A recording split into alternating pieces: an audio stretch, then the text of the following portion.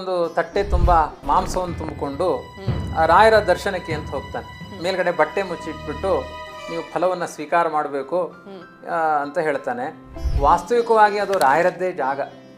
ಆ ಅಹೋಬಲ ಕ್ಷೇತ್ರಕ್ಕೆ ಹತ್ತಿರ ಆಗುತ್ತೆ ಮಂತ್ರಾಲಯ ಎಲ್ಲ. ಹಿರಣ್ಯಕಶಿಪುವಿನ ಆಡಳಿತದ ಜಾಗ. ಮಗುವನ್ನು ತೊಳೆದು ರಾಯರ ಹತ್ರ ತರ್ತಾಳೆ. ರಾಯರೇ ಪ್ರೋಕ್ಷಣೆ ಮಾಡಿ, ಮಾಂಸ ಹಣ್ಣಾಗಿದೆಯಂತೆ, ಮಗು ಅದಕ್ಕೆ ಜೀವ ಬರಲ್ವೇ? ಛತ್ರಪತಿ ಶಿವಾಜಿ ಅವರಿಗೂ ಕೂಡ ನಮ್ಮ ರಾಘವೇಂದ್ರ ಸ್ವಾಮಿಗಳು ಆಶೀರ್ವಾದ ಮಾಡಿದ್ರು ಅಂತ ಹೇಳ್ತಾರೆ. ಅದ್ರ ಬಗ್ಗೆ ರಾಯರ ಮುಂದೆ ನೀವು ಒಂದು ಪ್ರಾಣದೇವರ ಒಂದು ಪ್ರತೀಕವನ್ನು ನೋಡ್ತೀರಿ. ಆ ಪ್ರಾಣದೇವರ ಕೆಳಭಾಗದಲ್ಲಿ ಒಂದು ರುದ್ರದೇವರ ಪ್ರತೀಕ ಇದೆ. ಅದನ್ನು ಹಿರಣ್ಯಕಶಿಪುವೇ ಪ್ರತಿಷ್ಠೆ ಮಾಡಿದ್ದಾನೆ, ರುದ್ರದೇವರ ಆರಾಧನೆ ಮಾಡ್ತಾ ಇದ್ದ ಅನ್ನುವ ಮಾತುಗಳಿದೆ. ವೃಂದಾವನವನ್ನು ನಿರ್ಮಾಣ ಮಾಡಬೇಕಾದ್ರೆ 1200 ಲಕ್ಷ್ಮೀನಾರಾಯಣ ಶಾಲಗ್ರಾಮಗಳನ್ನು ವೃಂದಾವನದಲ್ಲಿ ಹಾಕಿದ್ರು ಅಂತ ಇದೆ. ರಾಘವೇಂದ್ರ ಸ್ವಾಮಿಗಳು ಉಡುಪಿಗೆ ಭೇಟಿ ಕೊಟ್ಟಿದ್ರು. ಅವರೇ ಎರಕ ಹೊಯ್ದಂತ ಪುಟ್ಟು ಕೃಷ್ಣ, ಚಿನ್ನದ ಕೃಷ್ಣ ಈಗಲೂ ಅಲ್ಲಿದೆ ಅಂತ ಹೇಳ್ತಾರೆ. ಈ ಪ್ರಸಂಗದ ಬಗ್ಗೆ ನಮ್ಗೆ ತಿಳಿಸ್ಕೊಡೋದು. ಕಸಬರಿಗೆ ತಗೊಂಡು ಮಂತ್ರಾಲಯ ಕಸಗುಡಿಸಿದ್ರೆ ನೂರಾರು ಕಷ್ಟಗಳು ಪರಿಹಾರ ಆಗಿಬಿಡುತ್ತೆ, ಕಸಗುಡಿಸಿದಂಗೆ ಹೋಗ್ಬಿಡುತ್ತೆ ಎನ್ನುವ ನಂಬಿಕೆಗಳಿದೆ. ಮಂತ್ರಾಲಯದಲ್ಲಿ ಕೊಡುವಂತ ಪ್ರಸಾದವನ್ನ ಪರಿಮಳ ಪ್ರಸಾದ ಅಂತ ಯಾಕೆ ಕರೀತಾರೆ? ನಮಸ್ಕಾರ, ನಾನು ಹಂಸ. ನೀವು ನೋಡ್ತಿದ್ದೀರಾ ಹಂಸ ವಸಿಷ್ಠ ಯೂಟ್ಯೂಬ್ ಚಾನೆಲ್. ಇದು ಹರಟೆ ವಿತ್ ಹಂಸ.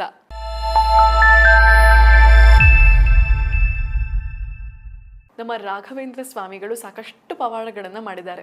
ಅದರಲ್ಲಿ ಕೆಲವನ್ನ ತಾವು ನಮಗೆ ತಿಳಿಸ್ಕೊಡೋದಾದ್ರೆ? ಅದೇ ಪ್ರಧಾನವಾಗಿ ರಾಯರು ಮಾಡಿದ ಒಂದು ಇವತ್ತು ನಾವು ಸ್ಮರಣೆ ಮಾಡಿಕೊಳ್ಬೇಕಾದ ಒಂದು ಪವಾಡ ಅನ್ನೋಕ್ಕಿಂತ ಅವರ ಅನುಗ್ರಹ ಅಂತ ಹೇಳ್ತೀನಿ ನಾನು. ಯಾಕೆಂದರೆ ಇವತ್ತು ಪವಾಡ ಅನ್ನೋದು ಕಂಡ ಬೀದಿಗಳಲ್ಲಿ ಬಾಬಾಗಳು ಮಾಡ್ಲಿಕ್ಕೆ ಶುರು ಮಾಡಿದ್ರಿಂದ ಅದಕ್ಕೆ ಟ್ಯಾಲಿ ಮಾಡಿ ನೋಡೋದು ಬೇಡ. ಒಂದು ದೈವಿ ಭಾವ, ಒಂದು ದಿವ್ಯವಾದ ಅನುಗ್ರಹ. ಆದುವಾನಿಯ ಪ್ರಾಂತ್ಯದಲ್ಲಿ ಒಬ್ಬ ವೆಂಕಪ್ಪ ಅಂತ ಸಾಮಾನ್ಯ ಬ್ರಾಹ್ಮಣ ಮನೆತನದ ವ್ಯಕ್ತಿ. ಪುರಾಣಗಳಲ್ಲೆಲ್ಲ ಒಂದು ಊರಿನಲ್ಲಿ ಒಬ್ಬ ಬಡ ಬ್ರಾಹ್ಮಣ ಇದ್ದ ಅಂತಾನೆ. ಹಾಗೆ ಬಡ ಬ್ರಾಹ್ಮಣ, ತಿನ್ನಲಿಕ್ಕೆ ಗತಿ ಇಲ್ಲ, ದನ ಮೇಯಿಸಿಕೊಂಡು ಕಾಲ ಕಳೆಯುವ ಸ್ಥಿತಿ. ಒಂದು ದಿನ ರಾಯರ ಆ ಪ್ರಾಂತ್ಯಕ್ಕೆ ಬಂದಾಗ ಎಲ್ಲರೂ ಮುದ್ರಾಧಾರಣೆಗೆ ಅಂತ ಹೋಗ್ತಾರೆ. ಆ ಪ್ರಸಂಗದಲ್ಲಿ ಇವನು ಹೋಗ್ತಾನೆ. ಒಂದು ವೈಷ್ಣವ ದೀಕ್ಷೆಯನ್ನು ಪಡಿಬೇಕಾದ್ರೆ ಗುರುಗಳಿಗೆ ಒಂದು ಕಾಣಿಕೆಯನ್ನು ಹಾಕಿ ಮುದ್ರೆಯನ್ನು ಹಾಕಿಸಿಕೊಳ್ಬೇಕು ಅಂತ. ಅವನ ಹತ್ರ ಏನೂ ಇರಲ್ಲ. ರಾಯರೇ ನನಗೆ ಹಾಕ್ಬೋದಾ? ರಾಘವೇಂದ್ರ ಪ್ರಭುಗಳೇ, ನಾನು ತುಂಬ ದರಿದ್ರ, ಬೌದ್ಧಿಕವಾಗಿ ಇನ್ನು ಸಿರಿತನದಿಂದ ನಾನು ತುಂಬ ಅಲ್ಪನಾಗಿದ್ದೇನೆ, ನನಗೊಂದು ಅನುಗ್ರಹ ಮಾಡ್ಬೋದೆ?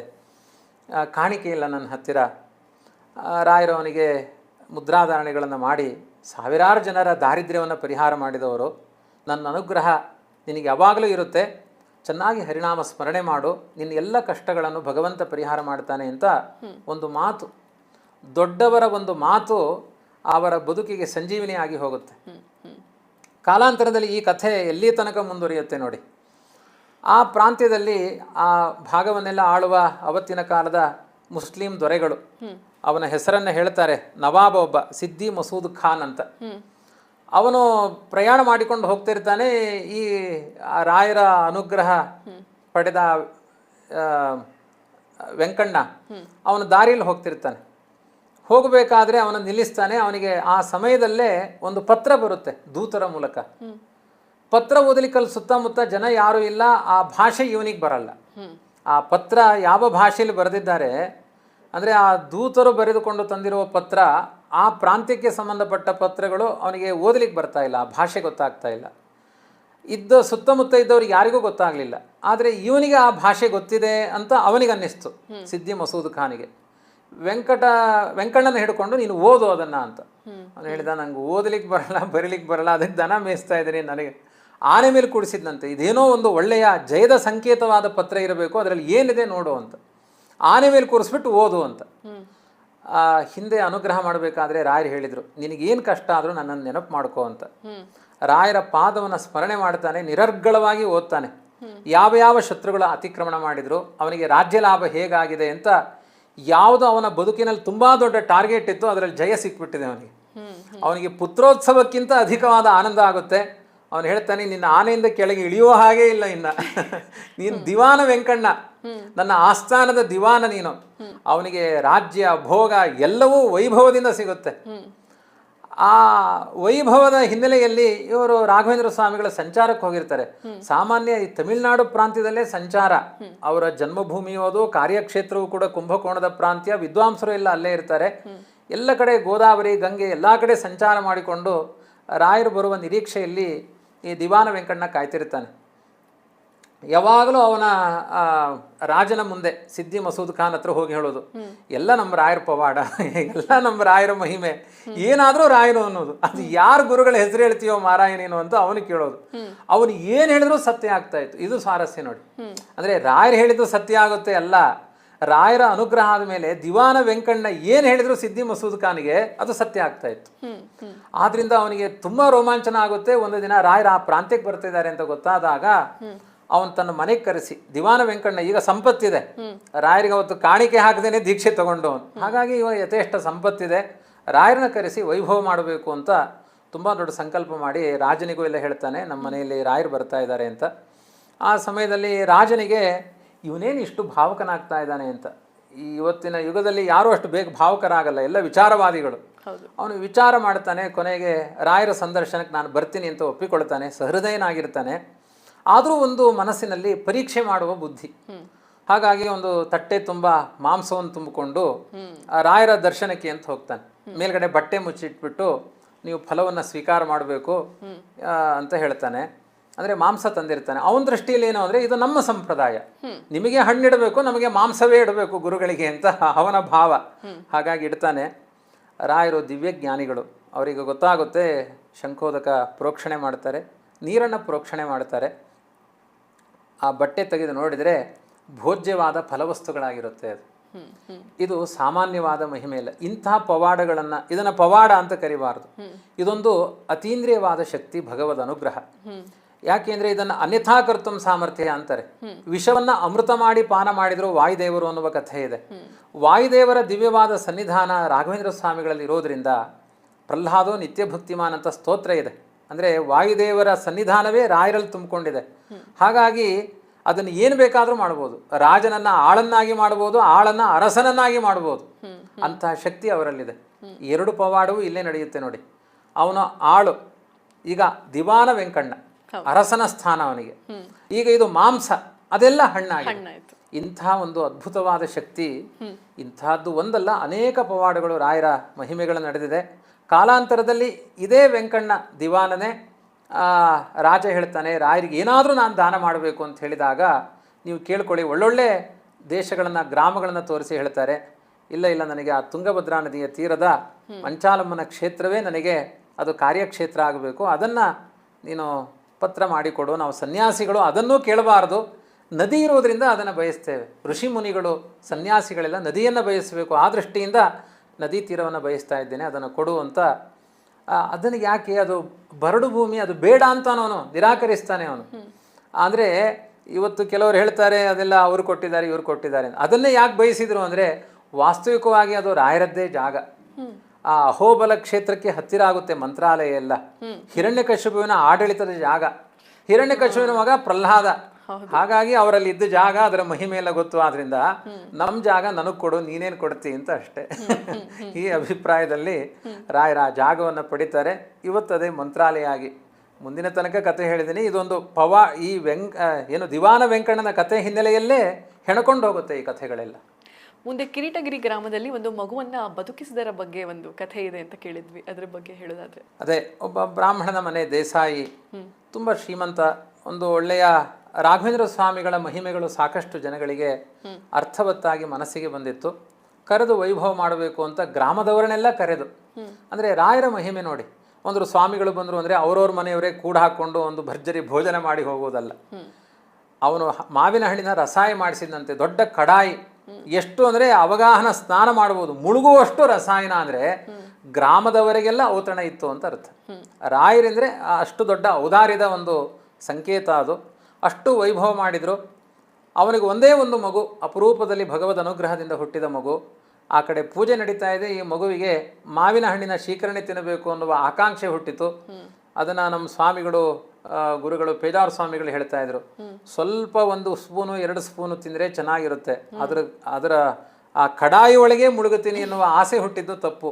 ಹಾಗೆ ನಮಗೂ ಜೀವನದಲ್ಲಿ ಸ್ವಲ್ಪ ಸುಖ ಪರವಾಗಿಲ್ಲ, ಅದರಲ್ಲೇ ಮುಳುಗು ಬಿಡ್ತೇವೆ ಅಂದರೆ ಮರಣಾಂತಿಕವಾದ ದುಃಖಗಳು ಬರುತ್ತೆ, ಎಚ್ಚರ ಅಂತ ರಾಯರು ಈ ತಮ್ಮ ಕಥೆಯಲ್ಲೂ ಒಂದು ಸಂದೇಶವನ್ನು ನೀಡಿದ್ದಾರೆ. ಆ ಮಗು ಮಾವಿನ ಹಣ್ಣಿನ ಶೀಕರಣೆ ಆಸೆಯಿಂದ ಆ ಪಾತ್ರೆ ಒಳಗಡೆ ಮುಳುಗಿ ಬಿದ್ದು ಬಿಡುತ್ತೆ. ಯಾರಿಗೂ ಗೊತ್ತಾಗೋದಿಲ್ಲ ಮುಳುಗಿ ಬಿದ್ದಿದ್ದು. ಕಾಲಾಂತರದಲ್ಲಿ ಪೂಜೆ ಎಲ್ಲ ಮುಗಿದ ಮೇಲೆ ಹಣ್ಣನ್ನು ತೋಡಬೇಕಾದ್ರೆ ಗೊತ್ತಾಗುತ್ತೆ ಮಗುವಿನ ಶವ ಸಿಗುತ್ತೆ. ತಾಯಿ ತುಂಬ ಏನು ಕಂಗಾಲಾಗಲ್ಲ ನೋಡಿ. ಆ ಹೆಣ್ಣಿಗೆ ಒಂದು ಮಂತ್ರದ ಬಲದ ಜ್ಞಾನ ಎಷ್ಟಿರುತ್ತೆ. ದೇಸಾಯಿ ಕಂಗಾಲಾಗ್ತಾನೆ, ತಾಯಿ ಸ್ವಸ್ಥ ಚಿತ್ತಳಾಗಿರ್ತಾಳೆ. ಎಲ್ಲ ಕೇಳ್ತಾರೆ, ನಿನ್ನ ಮಗು ಸತ್ತಿದೆಯಲ್ಲ, ರಾಯರು ಬಂದಿದ್ದಾರೆ, ನನಗೇನು ಚಿಂತೆ ಇಲ್ಲ. ಎಂಥ ಒಂದು ದೃಢ ಭಾವ ನೋಡಿ. ಅದನ್ನೇ ಶಾಸ್ತ್ರ ಹೇಳುತ್ತೆ, ವಿಶ್ವಾಸ ಫಲದಾಯಕ. ಯಾವತ್ತು ನಂಬಿಕೆ ಮುಖ್ಯ. ಆ ನಂಬಿಕೆಯಿಂದ ಮಗುವನ್ನು ತೊಳೆದು ರಾಯರ ಹತ್ರ ತರ್ತಾಳೆ. ರಾಯರೇ ಪ್ರೋಕ್ಷಣೆ ಮಾಡಿ, ಮಾಂಸ ಹಣ್ಣಾಗಿದೆಯಂತೆ, ಮಗು ಅದಕ್ಕೆ ಜೀವ ಬರಲ್ವೇ, ಪ್ರೋಕ್ಷಣೆ ಮಾಡಿ ರಾಯರೇ. ಆ ನಂಬಿಕೆ ಹಿನ್ನೆಲೆಯಲ್ಲಿ ರಾಯರು ಪ್ರೋಕ್ಷಣೆ ಮಾಡಿದ್ರು, ಮಗು ಜೀವಂತ ಆಯಿತು. ಅದು ನೋಡಿ. ಆದ್ದರಿಂದ ಇತಿಹಾಸದಲ್ಲಿ ಮಾವಿನ ಹಣ್ಣಿನ ಕೊಪ್ಪರಿಗೆ ಒಳಗೆ ಮುಳುಗಿ ಹಣ್ಣನ್ನು ಕುಡಿದು ಹೊರಗೆ ಬಂದದ ಮಗು ಇದೊಂದೇ ರಾಯರ ಮಹಿಮೆ ಅಂತ. ಈ ಕಥೆಗೆ ಒಂದು ಸಣ್ಣ ಸಂವಾದಿಯನ್ನು ಹೇಳ್ತೇನೆ. ಇದಾದ್ಮೇಲೆ ಕೆಲವರು ನಂಬಲಿಲ್ಲ. ಯಾವತ್ತೂ ಒಂದು ಕಮ್ಯುನಿಸ್ಟ್ ಅನ್ನೋದು ಇದ್ದೇ ಇದೆ. ಇದು ಸುಮ್ಮನೆ ಪವಾಡ, ದೇಸಾಯಿ ಮನೆಯಲ್ಲಿ ಒಂದು ಬ್ರಾಹ್ಮಣರಿಗೆ ಮಹತ್ವ ತುಂಬಲಿಕ್ಕೆ ಮಾಡಿಕೊಂಡ ಪವಾಡ ಅಂತ ಒಂದು ಬೇರೆ ಒಂದಷ್ಟು ಜನಗಳು ಕುಹಕದ ಮಾತುಗಳನ್ನಾಡಿ ಒಂದು ಮಗುವನ್ನು ತಯಾರು ಮಾಡಿದರು. ಅದಕ್ಕೆ ಹೇಳಿದರು, ನೀನು ಯಾವುದೇ ಕಾರಣದಲ್ಲಿ ಉಸಿರಾಡಬಾರ್ದು, ಸತ್ತ ಶವದ ಹಾಗೆ ಬೀಳಬೇಕು. ಅದು ರಾಯರು ಹೆಂಗೆ ಬದುಕಿಸ್ತಾರೆ ನೋಡೋಣ. ಯಾವ ನೀರು ಪ್ರೋಕ್ಷಣೆ ಮಾಡಿದ್ರು ಇನ್ನು ಅಳ್ಳಾಡಬಾರ್ದು ಅಂತ. ಆ ಮಗುವನ್ನು ಮಲಗಿಸಿದ್ದಾರೆ. ರಾಯರ ಹತ್ರ ಹೋಗಿ ಬೊಬ್ಬೆ ಹೊಡೆದ್ರು, ರಾಯರೇ ನಮ್ಮನೇಲಿ ಒಂದು ಮಗು ಸತ್ತು ಹೋಗಿದೆ, ಬದುಕಿಸಿ ಬನ್ನಿ. ರಾಯರು ಡೊಂಬರಾಟದ ಪವಾಡ ಮಾಡ್ಲಿಕ್ಕೆ ಹೊರಟವರಲ್ಲ, ಯಾರಿಗೆ ದುಃಖ ಇದೆ ಅದಕ್ಕೆ ಚಿಕಿತ್ಸೆ ಕೊಡಲಿಕ್ಕೆ ಹೊರಟವರು. ರಾಯರು ಅವ್ರ ಮನೆಗೆ ಹೋಗ್ತಾರೆ. ಅವ್ರು ಹೇಳ್ತಾರೆ, ಆ ಮಗು ಸತ್ತಿರಲಿಲ್ಲಪ್ಪ, ಅದಕ್ಕೆ ಬದುಕಿಸಿದೆ. ಈ ಮಗು ಸತ್ತೋಗಿದೆ, ಬದುಕಿಸಲಿಕ್ಕಾಗಲ್ಲ ಅಂತ ರಾಯರ ಮುಂದೆ ಹೊರಟು ಬಿಟ್ರು. ಆಮೇಲೆ ಅವ್ರಿಗೆಲ್ಲ ಬಹಳ ಖುಷಿ ಆಗೋಯ್ತು. ಅಯ್ಯೋ ಸತ್ತೇ ಇಲ್ಲ, ಸತ್ತಿದೆ ಅಂತ ಹೇಳ್ತಾ ಇದ್ದಾರೆ, ಹೇಳೋ ಹೇಳೋ ಅಂತ ಹೇಳಿದ್ರೆ ಮಗು ಹೇಳಿಲ್ಲ, ಮಗು ಸತ್ತೋಗಿತ್ತು. ಅಂದರೆ ದೊಡ್ಡವರನ್ನ ಪರೀಕ್ಷೆ ಮಾಡಬೇಡಿ. ದೊಡ್ಡವರಿಗೆ ಅಪಚಾರ ಮಾಡ್ಲಿಕ್ಕೆ ಹೋದರೆ ಅದರ ಅನರ್ಥ ನಮಗೆ ಆಗುತ್ತೆ ಹೊರತು ದೊಡ್ಡವರಿಗೆ ಆಗಲ್ಲ ಅನ್ನೋ ಎಚ್ಚರವನ್ನು ಈ ಕಥೆ ಹಿನ್ನೆಲೆಯಲ್ಲಿ ನೀಡಿದ್ದಾರೆ. ರಾಯರ ಇಂಥ ಅನೇಕ ಮಹಿಮೆಗಳಿವೆ. ಛತ್ರಪತಿ ಶಿವಾಜಿ ಅವರಿಗೂ ಕೂಡ ನಮ್ಮ ರಾಘವೇಂದ್ರ ಸ್ವಾಮಿಗಳು ಆಶೀರ್ವಾದ ಮಾಡಿದ್ರು ಅಂತ ಹೇಳ್ತಾರೆ, ಅದ್ರ ಬಗ್ಗೆ? ಅದೇ, ಇವತ್ತು ಛತ್ರಪತಿ ಶಿವಾಜಿ ಅವರ ಮಗ ಛಾವ ಬಹಳ ಪ್ರಸಿದ್ಧವಾದ ಚಿತ್ರಗಳೆಲ್ಲ ಬಂದಿದೆ. ಕೊಲ್ಹಾಪುರದ ಪ್ರಾಂತ್ಯದಲ್ಲಿ ಸಂಚಾರಕ್ಕೆ ಹೋಗಬೇಕಾದ್ರೆ ಹಿಂದೂ ಧರ್ಮದ ಮಹಾನಿಷ್ಠ, ಅದರಲ್ಲಿ ಕೆಲವೊಮ್ಮೆ ಒಳ್ಳೆ ಮೊಬೈಲ್ ಇರುತ್ತೆ, ಅದಕ್ಕೆ ಚಾರ್ಜ್ ಆಗಲಿಲ್ಲ ಅಂದರೆ ಮಹತ್ವ ಇರಲ್ಲ. ಛತ್ರಪತಿ ಶಿವಾಜಿ ಅವತ್ತಿನ ಕಾಲದ ಹಿಂದೂ ಧರ್ಮದ ಒಂದು ದೊಡ್ಡ ಮೊಬೈಲ್ ಇದ್ದ ಹಾಗೆ. ಅದಕ್ಕೆ ಬ್ಯಾಟ್ರಿ ಚಾರ್ಜ್ ಮಾಡ್ಕೊಳ್ಬೇಕಲ್ಲ, ಅದಕ್ಕೆ ರಾಯರ ಹತ್ರ ಬಂದು ದಿವ್ಯವಾದ ಅನುಗ್ರಹವನ್ನು ಪಡೆದು ಅನೇಕ ಧರ್ಮಗಳನ್ನು ಹೇಗೆ ಸ್ಥಾಪನೆ ಮಾಡಬೇಕು ಅನ್ನೋ ಮಾರ್ಗದರ್ಶನವನ್ನು ಪಡೆದ ಅನ್ನುವ ಉಲ್ಲೇಖವೂ ಕೂಡ ಇದೆ. ರಾಘವೇಂದ್ರ ಸ್ವಾಮಿಗಳು ನಮ್ಮೆಲ್ಲರಿಗೂ ಆರಾಧ್ಯ ದೈವ. ಆದರೆ ರಾಘವೇಂದ್ರ ಸ್ವಾಮಿಗಳಿಗೆ ಆರಾಧ್ಯ ದೈವ ಯಾರು, ಮತ್ತೆ ಅವ್ರು ಪೂಜೆ ಮಾಡ್ತಿದ್ದಂಥ ಮೂಲರಾಮನ ಬಗ್ಗೆ ನಮ್ಗೆ ತಿಳಿಸ್ಕೊಡೋದಾದ್ರೆ? ರಾಘವೇಂದ್ರ ಸ್ವಾಮಿಗಳಿಗೆ ಆರಾಧ್ಯ ದೈವ ಬ್ರಹ್ಮಕರಾರ್ಚಿತ ಮೂಲರಾಮದೇವರು. ರಾಯರ ಮಠದಲ್ಲಿ 3 ರಾಮದೇವರು. ಒಂದು ಬ್ರಹ್ಮಕರಾರ್ಚಿತ ಮೂಲರಾಮದೇವರು, ಇನ್ನೊಂದು ಮಧ್ವಾಚಾರ್ಯ ಕರಾರ್ಚಿತ, ಅದು ಶಿರಪಾದಗಳಲ್ಲಿ ಸುದರ್ಶನ ಇದೆ, ದಶಾವತಾರ ಪೀಠ ಇದೆ, ಅಂಥ ಒಂದು ದಿಗ್ವಿಜಯ ರಾಮದೇವರು. ಇನ್ನೊಂದು ಜಯತೀರ್ಥರ ಕರಾರ್ಚಿತ ಜಯರಾಮದೇವರು. ಒಂದು ಮೂಲರಾಮ, ಇನ್ನೊಂದು ದಿಗ್ವಿಜಯ ರಾಮ, ಇನ್ನೊಂದು ಜಯರಾಮ ಅಂತ. ಅಂದರೆ ವಿಶೇಷವಾಗಿ ರಾಮಾರಾಧಕರು ರಾಘವೇಂದ್ರ ಸ್ವಾಮಿಗಳು. ಮುಂದೆ ಅವರ ಕಥೆಗಳನ್ನು ಹೇಳಬೇಕಾದ್ರೆ ಇನ್ನು ಆ ರೂಪಗಳ ಧ್ಯಾನಗಳ ಬಗ್ಗೆ ನಾನು ಹೇಳಲಿಕ್ಕಿದೆ. ವಿಶೇಷವಾಗಿ ರಾಮನ ಆರಾಧನೆಯಿಂದ ಎಲ್ಲಿ ರಾಮನ ಆರಾಧನೆಯನ್ನು ಮಾಡ್ತಾರೆ ಆ ಕ್ಷೇತ್ರ ಎಲ್ಲ ಸಮೃದ್ಧಿ. ಯಾಕೆಂದರೆ ಹಿಂದೆ ರಾಮನ ಕಾಲದಲ್ಲೂ ಹಾಗೆ ಎಲ್ಲೆಲ್ಲಿ ರಾಮನ ಸಂಚಾರ ಇದೆ ಅದೆಲ್ಲ ಸಮೃದ್ಧಿಕಾರಕವಾದ ಕ್ಷೇತ್ರಗಳಾಗ್ತಾ ಇತ್ತು. ಹಾಗೆ ಬ್ರಹ್ಮಕರಾರ್ಚಿತನಾದ ರಾಮ ಮುಂದೆ ಇಕ್ಷ್ವಾಕುವಿನಿಂದ ಆರಾಧ್ಯನಾದ, ಮುಂದೆ ಅದೇ ಪರಂಪರೆಯಲ್ಲಿ ರಾಮದೇವರು ಈ ಗಜಪತಿ ಕ್ಷೇತ್ರ ಅಂತ ಗಜಗಹ್ವರ ಕ್ಷೇತ್ರ ಅಲ್ಲಿಗೆ ಬಂದಾಗ ನರಹರಿ ತೀರ್ಥರ ಮೂಲಕ ಅದು ಮತ್ತೆ ಕೋಶವನ್ನು ಸೇರಿತ್ತು ಮೂಲರಾಮದೇವರು ಅಂತ. ಹೀಗೆ ಪರಂಪರೆಯಿಂದ ಬಂದಿರುವಂತಹ ರಾಮದೇವರನ್ನು ಅತ್ಯಂತ ಶ್ರದ್ಧಾಭಕ್ತಿಗಳಿಂದ ಆರಾಧನೆ ಮಾಡಿದ್ದಾರೆ. ಆ ರಾಮದೇವರ ಬಗ್ಗೆ ವಿಶೇಷವಾಗಿ ಅರ್ಚಾತು ರಾಮಚಂದ್ರಸ್ಯ ನಿರ್ಮಿತ ವಿಶ್ವಕರ್ಮಣ ವೃತ್ತಪೀಠ ಲಂಬಕರ್ಣ ತ್ರಿವಕ್ರ ಸೀತಯಾಸಹ ಅಂತ ತುಂಬ ಲಕ್ಷಣಗಳನ್ನು ಹೇಳಿದ್ದಾರೆ. ಅಂದರೆ ಒಂದು ಉರುಟಾದ ಪೀಠ ಇದೆ ರಾಮದೇವರಿಗೆ, ತ್ರಿಭಂಗಿ ಅಂತ ನಿಂತಿರುವ ಶೈಲಿ ತುಂಬ ನಯನ ಮನೋಹರ. ಸೀತಾದೇವಿಯ ಜೊತೆಗಿರುವಂತಹ ವಿಶ್ವಕರ್ಮನೇ ರಚನೆ ಮಾಡಿದ ರಾಮದೇವರು. ಬ್ರಹ್ಮದೇವರು ಅದನ್ನು ಮೊದಲು ಆರಾಧನೆ ಮಾಡಿದರು. ವಿಶೇಷವಾಗಿ ರಂಗನಾಥನ, ಇವತ್ತೇನು ಶ್ರೀರಂಗಂ ರಂಗನಾಥನ ಜೊತೆಗೆ ಇಟ್ಟು ಆರಾಧನೆ ಮಾಡ್ತಾ ಇದ್ರಂತೆ. ಈ ಆರಾಧನೆ ನಡೆದಿದೆ. ಆಮೇಲೆ ವಿಶೇಷವಾಗಿ ಇಕ್ಷ್ವಾಕು ರಾಜ ಆರಾಧನೆ ಮಾಡಿದ, ಜಾಂಬುವಂತ ಆರಾಧನೆ ಮಾಡಿದ, ಗಜಪತಿಯ ಕೋಶಕ್ಕೆ ಬಂತು. ಅಲ್ಲಿಂದ ವಿಶೇಷವಾಗಿ ಸಂಸ್ಥಾನಕ್ಕೆ ಆ ಪ್ರತೀಕ ಸೇರಿದೆ. ಇವತ್ತು ಆ ರಾಮದೇವರ ಆರಾಧನೆ ಎಲ್ಲಿ ನಡೆಯುತ್ತೆ ಅಲ್ಲಿ ಅತ್ಯಂತ ವೈಭವಗಳು ನಡೆಯುತ್ತೆ ಎನ್ನುವ ನಂಬಿಕೆ ಮತ್ತು ಅದು ವಾಸ್ತವ ಎರಡೂ ನಡೀತಾ ಇದೆ. ಆ ರಾಮದೇವರ ವಿಗ್ರಹ ಎಲ್ಲಿದೆ ಈಗ? ಅದೇ ರಾಘವೇಂದ್ರ ಮಠದಲ್ಲಿ ವಿಶೇಷವಾಗಿ ಇವತ್ತು ಸುಬುಧೇಂದ್ರ ಅಧುನಾ ಪೀಠದಲ್ಲಿ ವಿರಾಜಮಾನರಾದ ಸುಬುಧೇಂದ್ರ ತೀರ್ಥರು ಅದನ್ನು ಆರಾಧನೆ ಮಾಡ್ತಾ ಇದ್ದಾರೆ. ಇವತ್ತು ಮಂತ್ರಾಲಯದ ಎಲ್ಲ ವೈಭವಗಳಿಗೆ ಮಾತ್ರ ಅಲ್ಲ, ನಮ್ಮ ದೇಶ ವಿದೇಶಗಳಲ್ಲಿ ಇವತ್ತು ರಾಯರ ಹೆಸರು ಹೇಳದೆ ಯಾರ ಜೀವನ ಇಲ್ಲ. ಒಬ್ಬ ಆಟೋ ಡ್ರೈವರು ರಾಯರನ್ನ ಸ್ಮರಣೆ ಮಾಡಿಯೇ ಮುಂದಿನ ಬದುಕಿದೆ. ಮತ್ತೆ ರಾಯರ ಮಠಗಳಿಲ್ಲದೆ ಇರುವ ಯಾವ ಊರುಗಳೂ ಇಲ್ಲ, ಇತರ ದೇಶಗಳಲ್ಲೂ ಇದೆ. ಹಾಗಾಗಿ ರಾಯರ ಹೃದಯದಲ್ಲಿ ರಾಮದೇವರಿದ್ದಾರೆ. ಆ ರಾಮದೇವರ ಅಸ್ತಿತ್ವದಿಂದಲೇ ಸಮಾಜಕ್ಕೆಲ್ಲ ಕಲ್ಯಾಣ ಆಗ್ತಾ ಇದೆ. ಇವತ್ತು ಪೀಠದಲ್ಲಿ ವಿರಾಜಮಾನರಾಗಿದ್ದಾರೆ. ನಾವು ಸುಮಾರು ಕಡೆ ರಾಘವೇಂದ್ರ ಸ್ವಾಮಿಗಳ ಒಂದು ಚಿತ್ರ ನೋಡುವಾಗ ಹಿಂದ್ಗಡೆ ಪಂಚಮುಖಿ ಆಂಜನೇಯ ಸ್ವಾಮಿಯ ಒಂದು ಚಿತ್ರ ಕೂಡ ಇರುತ್ತೆ. ರಾಘವೇಂದ್ರ ಸ್ವಾಮಿಗಳು ಹಾಗೆ ಪಂಚಮುಖಿ ಆಂಜನೇಯ ಅವರಿಬ್ಬರ ಒಂದು ನಂಟಿನ ಬಗ್ಗೆ ಹೇಳೋದಾದ್ರೆ, ಅದೇ ಇದು ಮಂತ್ರಾಲಯದ ಬಳಿಯೇ ಪಂಚಮುಖಿ ಕ್ಷೇತ್ರ ಅಂತ ಇದೆ. ಅಲ್ಲಿ 12 ವರ್ಷಗಳ ಕಾಲ ಒಂದು ಬೆಟ್ಟದ ಮೇಲೆ ಹತ್ತಿಕೊಂಡು ಹೋಗಬೇಕು. ನೀವು ಆ ಪ್ರಾಂತ್ಯ ನೋಡಿದರೆ ಗೊತ್ತಾಗುತ್ತೆ. ಒಂದು ಗುಹೆಯ ರೀತಿಯಲ್ಲಿದೆ. ಅಲ್ಲಿ ಒಳಗಡೆ ಹೋಗಿ ರಾಯರು 12 ವರ್ಷಗಳ ಕಾಲ ತಪಸ್ಸನ್ನು ಮಾಡಿದ್ದಾರೆ ಅಂತ. ಒಂದು ರೂಪದಿಂದ ಕುಳಿತು ಅಲ್ಲಿ ತಪಸ್ಸು ಮಾಡಿದ್ದಾರೆ, ಮತ್ತೆ ಇನ್ನೊಂದು ರೂಪದಿಂದ ಸಂಚಾರವು ಮಾಡಿದ್ದಾರೆ ಎನ್ನುವ ಮಾತುಗಳಿದ್ದಾವೆ. ವಿಶೇಷವಾಗಿ ಅವರ ತಪಸ್ಸಿಗೆ ಮೂಡಿದ ರೂಪ ಅದು ಆ ಪಂಚಮುಖಿ ಆಂಜನೇಯ ಅಂತ. ಅದರಲ್ಲಿ ಪಂಚಮುಖಗಳಲ್ಲಿ ಒಂದು ಹಯಗ್ರೀವ, ವರಾಹ, ನರಸಿಂಹ, ಗರುಡ ಮತ್ತು ಹನುಮ, ಹೀಗೆ 5 ಮುಖಗಳಿರುತ್ತೆ. ಅಂತಹ ರೂಪಗಳಿಂದ ವಿಶೇಷವಾಗಿ ಮುಖ್ಯ ಪ್ರಾಣ ರಾಯರಿಗೆ ಅನುಗ್ರಹ ಮಾಡಿದೆ. ಆದ್ರಿಂದ ಪಂಚಪ್ರಾಣರ ಅನುಗ್ರಹ ಇರೋದ್ರಿಂದ ಯಾರ ಪ್ರಾಣ ಹೋದರೂ ಇವರು ಸಂಜೀವಿನಿ ಆಗ್ತಾರೆ ರಾಯರು. ಅದರ ಹಿನ್ನೆಲೆ ಅದಕ್ಕಿದೆ. ಹಾಗೆ ಈಗ ಮುಖ್ಯ ಪ್ರಾಣ ಅಂತ ಮಾತು ಬಂದಾಗ ಹನುಮಂತನನ್ನ ನಾವೆಲ್ಲ ಹನುಮಂತ, ಆಂಜನೇಯ ಹೀಗೆ ಸಂಬೋಧಿಸ್ತೀವಿ. ಆದರೆ ರಾಯರ ಮಠಗಳಲ್ಲಿ ಹನುಮಂತನನ್ನ ಪ್ರಾಣದೇವರು ಅಥವಾ ಮುಖ್ಯ ಪ್ರಾಣದೇವರು ಅಂತ ಕರೀತಾರೆ. ಯಾಕೆ ಅನ್ನೋ ಪ್ರಶ್ನೆ ಸುಮಾರು ಜನಗಳ ಮನಸ್ಸಲ್ಲಿದೆ. ಅದ್ರ ಬಗ್ಗೆ ಹೇಳೋದಾದ್ರೆ, ಅದೇ ಈಗ ಹನುಮ, ಭೀಮ, ಮಧ್ವ ಅಂತ ಇದು 3 ಅವತಾರ ರೂಪಗಳು. ಎಲ್ಲ ರೂಪಗಳಿಗೂ ಒಂದು ಮೂಲ ರೂಪ ಅಂತ ಇದೆ. ಈಗ ರಾಯರು ಯಾರು ಅಂತ ನೀವು ಕೇಳಿದ್ರಿ, ನಾನು ಅದಕ್ಕೆ ಉತ್ತರ ಕೊಟ್ಟೆ. ಹಿಂದೆ ಅವರು ವ್ಯಾಸರಾಜರು, ಅದರ ಹಿಂದೆ ಪ್ರಹ್ಲಾದರಾಜರು, ಅದರ ಹಿಂದೆ ಶಂಕುಕರ್ಣ, ಬ್ರಹ್ಮದೇವರ ಭೃತ್ಯರು ಅಂತೆಲ್ಲ ಉತ್ತರಗಳನ್ನು ಕೊಟ್ಟೆ. ಅದೇ ತರನೇ ಆಂಜನೇಯ ಯಾರು ಅಂತ ಕೇಳಿದ್ರೆ ಅದರ ಒಂದು ಮೂಲ ರೂಪ ಅಂತ ಇದೆ. ಕೃಷ್ಣ ಯಾರು ಅಂದ್ರೆ ಸಾಕ್ಷಾತ್ ಶ್ರೀಮನ್ನಾರಾಯಣ. ಹಾಗೆ ಆಂಜನೇಯ ಯಾರು ಅಂತ ಕೇಳಿದ್ರೆ ಅಂಜನೇಯ ಮಗ, ಅದು ಅವತಾರ ರೂಪ. ರಾಮನ ಭಂಟ ಹನುಮಂತ, ಅವನ ಮೂಲ ರೂಪ ಮುಖ್ಯ ಪ್ರಾಣ ಅನ್ನುವ ರೂಪ. ಅಂದರೆ ಸತ್ಯಲೋಕವನ್ನು ಆಳುವ ಇವತ್ತಿನ ಬ್ರಹ್ಮದೇವರೇನಿದ್ದಾರೆ, ಆ ಬ್ರಹ್ಮ ಪದವಿಯಲ್ಲಿ ನಿಂತು ಜಗತ್ತನ್ನು ಆಳುವಂತಹ ದೇವನಿಗೆ ಮುಖ್ಯ ಪ್ರಾಣ ಅಂತ ಕರೆಯೋದು. ಹಾಗಾಗಿ ಅದನ್ನು ಪ್ರಾಣ ಅನ್ನುವ ಶಬ್ದದಿಂದಲೂ ಕರೀಬಹುದು, ಆಂಜನೇಯ ಅನ್ನುವ ಶಬ್ದದಿಂದಲೂ ಕರೀಬಹುದು. ಇದು ಅವತಾರ ರೂಪ, ಅದು ಮೂಲ ರೂಪ. ರಾಘವೇಂದ್ರ ಸ್ವಾಮಿಗಳು ಉಡುಪಿಗೆ ಭೇಟಿ ಕೊಟ್ಟಿದ್ರು. ಅವರೇ ಎರಕ ಹೊಯ್ದಂತ ಪುಟ್ಟು ಕೃಷ್ಣ, ಚಿನ್ನದ ಕೃಷ್ಣ ಈಗಲೂ ಅಲ್ಲಿದೆ ಅಂತ ಹೇಳ್ತಾರೆ. ಈ ಪ್ರಸಂಗದ ಬಗ್ಗೆ ನಮ್ಗೆ ತಿಳಿಸ್ಕೊಡೋದಾದ್ರೆ, ರಾಘವೇಂದ್ರ ಸ್ವಾಮಿಗಳ ಒಂದು ವಿಶೇಷವಾದ ಸಂಚಾರ ಉಡುಪಿಯ ಕ್ಷೇತ್ರದಲ್ಲಿ ಆಗುತ್ತೆ. ಉಡುಪಿಯಲ್ಲಿ ಕೃಷ್ಣನ ಎದುರುಗಡೆ ನೋಡುವುದೇ, ಕೃಷ್ಣನು ನಿರಂತರ ಎದುರುಗಡೆ ನೋಡುವುದೇ ರಾಘವೇಂದ್ರ ಸ್ವಾಮಿಗಳನ್ನು. ನೀವು ಅಲ್ಲಿ ನೋಡ್ಬೋದು ಅದನ್ನು. ಅಂದರೆ ವಾದಿರಾಜರು ಅತ್ಯಂತ ಪ್ರೀತಿಯಿಂದ ಇದೆ. ಇವರ ಪರಮೇಷ್ಠಿ ಗುರುಗಳು ಅಂದರೆ ರಾಯರ ಗುರುಗಳು ಸುಧೀಂದ್ರ ತೀರ್ಥರು, ಸುಧೀಂದ್ರ ತೀರ್ಥರ ಗುರುಗಳು ವಿಜಯೇಂದ್ರ ತೀರ್ಥರು. ಆ ವಿಜಯೇಂದ್ರ ತೀರ್ಥರು ವಾದಿರಾಜರು ಸಮಕಾಲೀನರು. ಆ ವಿಜಯೇಂದ್ರ ತೀರ್ಥರಿಗೆ ಕೃಷ್ಣನ ಮುಂಭಾಗದಲ್ಲಿಯೇ ಸ್ಥಳವನ್ನು ಕೊಟ್ಟವರು ವಾದಿರಾಜರು, ಭಾವಿ ಸಮೀರ ವಾದಿರಾಜ ಗುರು ಸಾರ್ವಭೌಮರು. ಆ ಜಾಗದಲ್ಲಿ ಕುಳಿತು ತುಂಬ ಕಾಲ ತಪಸ್ಸನ್ನು ಮಾಡ್ತಾರೆ, ಕೃಷ್ಣನ ಉಪಾಸನೆಗಳನ್ನು ಮಾಡ್ತಾರೆ. ಆ ಸಂದರ್ಭದಲ್ಲಿ ಕೃಷ್ಣನ ಸನ್ನಿಧಾನದಲ್ಲಿ ಇಟ್ಟು ಪೂಜೆಗೊಂಡಿರುವಂತಹ ಒಂದು ಚಿನ್ನದ ಉಡುಪಿಯ ಕೃಷ್ಣನ ರೂಪ ಇವತ್ತು ಮಠದಲ್ಲಿ ಆರಾಧ್ಯಮಾನವಾಗಿದೆ. ಇಷ್ಟೇ ಪ್ರತಿಮೆ ಇದೆ, ಸೌವರ್ಣಿ ಸರ್ವಸಿದ್ಧಿದ ಅಂತ ಸುವರ್ಣದ ಪ್ರತಿಮೆ. ಅದನ್ನು ರಾಯರೇ ಎರಕ ಹೊಯ್ದು ರಚನೆ ಮಾಡಿ ಕೃಷ್ಣನ ಸನ್ನಿಧಾನದಲ್ಲಿಟ್ಟು ಪೂಜೆ ಆಗಿರುವಂತಹ ಒಂದು ಪ್ರತೀಕ. ಅದು ಇವತ್ತು ಸಂತಾನ ಯಂತ್ರ, ಭೀತಿ ಯಂತ್ರ ಎಲ್ಲರಿಗೂ ಕೂಡ ಕಷ್ಟಗಳ ನಿವಾರಣೆಗಿರುವಂತಹ ಒಂದು ದಿವ್ಯವಾದ ಸನ್ನಿಧಾನ ಉಡುಪಿಯ ಕೃಷ್ಣನ ಪ್ರತೀಕ. ರಾಯರ ಆರಾಧನೆ ಮಾಡಿದ್ದು ಬಂಗಾರದ ಒಂದು ಕೃಷ್ಣನ ಪ್ರತೀಕ, ಅದನ್ನು ನೋಡಬಹುದು ಮಠದಲ್ಲಿ.